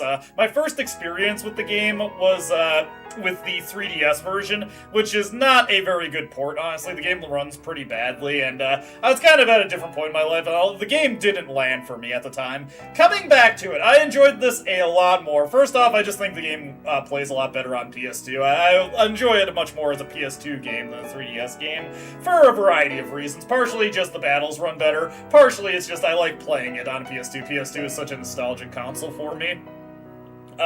I do think the game does have some problems with its gameplay, particularly the pacing of Act 3 was really, really bad. They were just having us Uber around the entire map for a couple hours, and a lot of the dungeons were recycles or retreads of stuff we've already completed, but it did have some of the best boss fights in the game, and while I think it could have probably been trimmed and paced a little bit better, I did have a good time up until that point. I also think the combat probably could stand to have a bit more of a robust combo system. They actually pared it down a little bit from Tales of Symphonia. You actually had pretty strong combo options and a more diverse party in Symphonia, so I think that game did that better. But of course, having free run makes actually avoiding damage in battles so much easier. But the second act of this game was really good. I think that was the peak. Everything up until the Absorption Gate, just a very great time. I was having a blast with that, and I enjoyed doing all the side quests, seeing all the secret stuff, getting everything done with this game that I didn't do with my first playthrough, and I hope you had a good time going along with me with that, and I hope I was able to show off some things maybe you hadn't had a chance to see for yourself with this game. We're almost at the end of the credits here, getting to see all of the God Generals and their pasts. I wanted to see a little Largo. Nice! Cool, cool. It's like just a little bit of, closing everything off for everybody all around. I kind of wish we could see some of the God Generals when they were younger. We only got to see Van when he was younger. Granted, there isn't much for Sync there. Here's Mew. He's looking exceptionally chonky in this image. But yeah, that was just a fantastic time. I'll probably still be playing some of my personal file, because I kind of want to, as unrecommended as this is, I kind of do want to beat Nebulum on Unknown mode. I might make a video of that if I do it, but that is where the streams for this game ends. I'll probably put up some new polls soon to determine what we stream next, because I've got a bunch lined up. Obviously, I've got to recycle the old poll choices, so we'll have the poll of Kingdom Hearts 2, Persona 4, the PS2 version, or Xenoblade Chronicles 3. I was thinking a lot about what I wanted to put in Abyss's slot, and I think I'll put in Shin Megami Tensei Nocturne in place of that. It's been a while since I played Nocturne, not since my Let's Play, and I'm kind of feeling the urge to play it again, so that'll be that next poll. And then for the Sunday stream, we're getting close to a cutscene here, but for the Sunday stream, I'm gonna post a Zelda-themed poll this time, because I feel like playing a Zelda-theme game again, and I'm gonna put up a poll of Link to the Past, Majora's Mask, and Wind Waker. All games that I need to replay. And hey, looks like the crew has made their way back. Got some new outfits for Natalia and Guy. By the way, pay close attention to Jade's face when we get a close-up on him in the upcoming cutscene.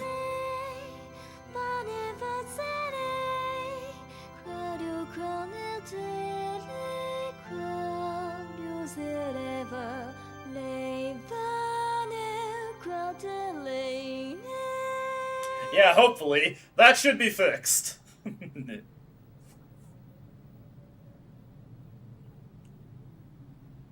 You didn't come.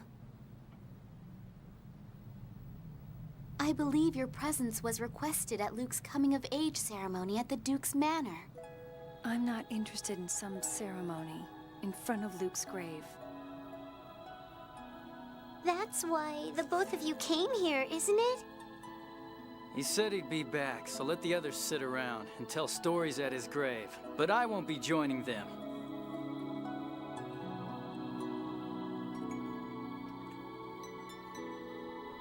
We should be heading back soon.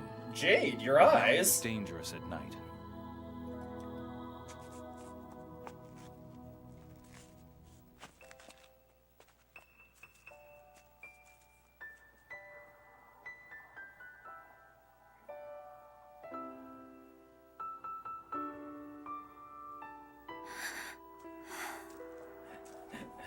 Damn, Tyr, you go heavy on the lipstick? Sorry, I just couldn't unsee that. Just a big fan of the Maybelline.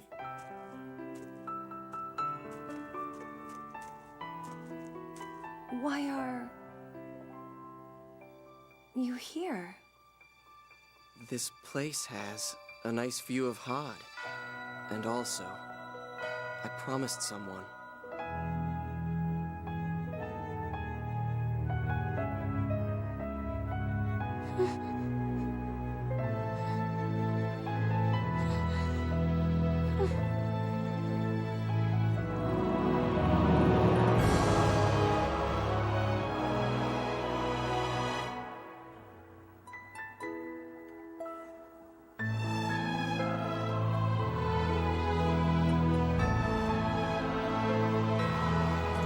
Yeah, so instead of Luke or Ash, we've got some weird Luke-Ash hybrid.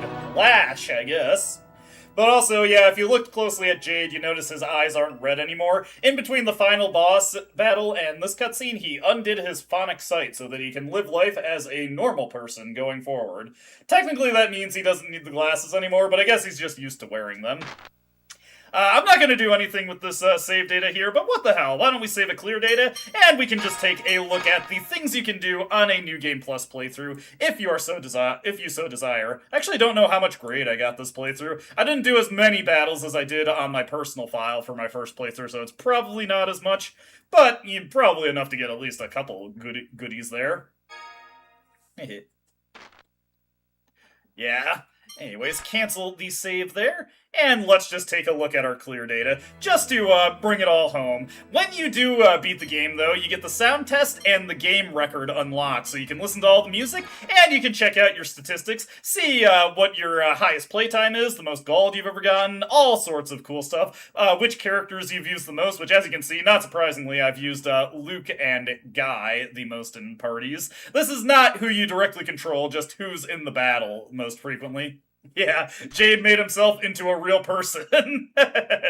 Anyway, let's continue, and let's take a look at our New Game Plus data, just see how much grade we got, and what kind of options you can have, because there's some fun ones in here, plus just some stuff that, makes the game easier on replay. You've completed the game. You can use the grade you've earned to alter the conditions of your next game. Unused grade will be carried over to your next game. Any grade used will automatically be returned to you after completing the next game.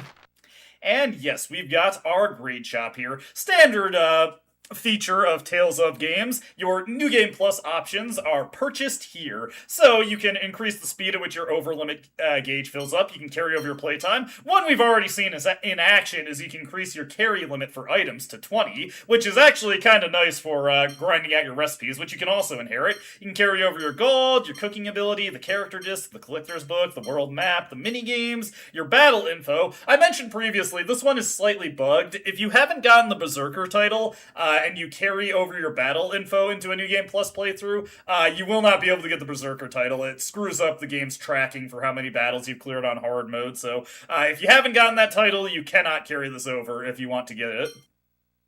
You can carry over your art usage, which is helpful for the second mystic arts that unlock when you beat the game. You, of course, need a certain number of art usage to use things like Noble Roar and Indignation or Fortune's Art, so very useful thing to carry over for that case. Carry over your art so you can skip annoying quests like the Arcane Art books, increase your HP by 500, or decrease it by 150, which is only really difficult for the first fight in the game. Increasing your HP, not a necessary bonus, but a nice little perk if you're going into unknown mode, or you've got your experience modifiers here. You can have your earned experience, you can double it, or you can get 10 times experience, which does not stack with the doubler. Just to show it off, if you take the 10x experience modifier, it immediately shuts off the 2x experience modifier. Or you can take the combos modifier, which sets regular experience value to 1, but greatly increases the amount of experience you get from combos. I've never really played around with this, but I was getting some pretty good combos towards the end of the game, so I could probably get good mileage out of this, but not something I'm interested in checking out. You can make it so that the grade you get from battles doubles. You can carry over your FS chambers. This one's kind of annoying. You do not get to use your FS chambers from the start of the game. You do not get access to them until you get that tutorial from Mr. Miyagi and Batical. Pretty dumb. Speaking of pretty dumb, you also don't start with your capacity cores. You do have to get the tutorial from Ion about them in order to get them, but once you do, you get all the capacity cores that you had collected throughout the game. One thing I forgot to mention when we were fighting Nebulum is that she does have a capacity core to steal. If you steal from Nebulum, you get the 2D capacity core, which gives +4 to all your stats, so be absolutely sure to pick that up for New Game Plus. Carry over all your AD skills, you can double the gold you get from enemies, we saw that in action. You can inherit all your consumable items. Very important if you're going for an unknown mode run, because this lets you carry over stat boosting herbs, and you definitely want all your lavenders to carry over into New Game Plus on Unknown Mode. You can inherit your key items like the Holy Symbol or the Dark Symbol, plus stuff like the Moon Selector, so you have access to that at the start. One I'd actually recommend not carrying over, even if you're carrying over all the system stuff, is your Synopsis. It is actually very, very hard to remember where you are in the plot if you have the synopsis from the end of the game constantly being the first thing the game shows you. So I'd actually advise against carrying over the synopsis, because it doesn't really matter for anything else. And that is everything. And that is where we're going to call it a stream. thank you so much for following me on this journey. Thank you to David, thank you to Palkia, thank you to Donald, thank you to Cool Sunhill, who was here at the start. I want to say it was like Metal Wolf who showed up. Thank you, Initai. Thank you, Captain Woody. Yes, Metal Wolf. I still got that there. But just thank you, everybody. I really, really hope you enjoyed it. I'm looking forward to the next game we go through. Hopefully I've put up some options that you like, and you'll show up to watch me go through it, because I don't pick any game that I don't have at least a little something to say about. That's it for now, though. Catch you all later. I got done with this pretty early in the day, so I might even upload another Mother video tonight. So let's just see. The day is wide open for me. Thank you again. Everybody have a wonderful day. You're all a beautiful crowd. Just, what more can I say? Catch you all later. Bye-bye.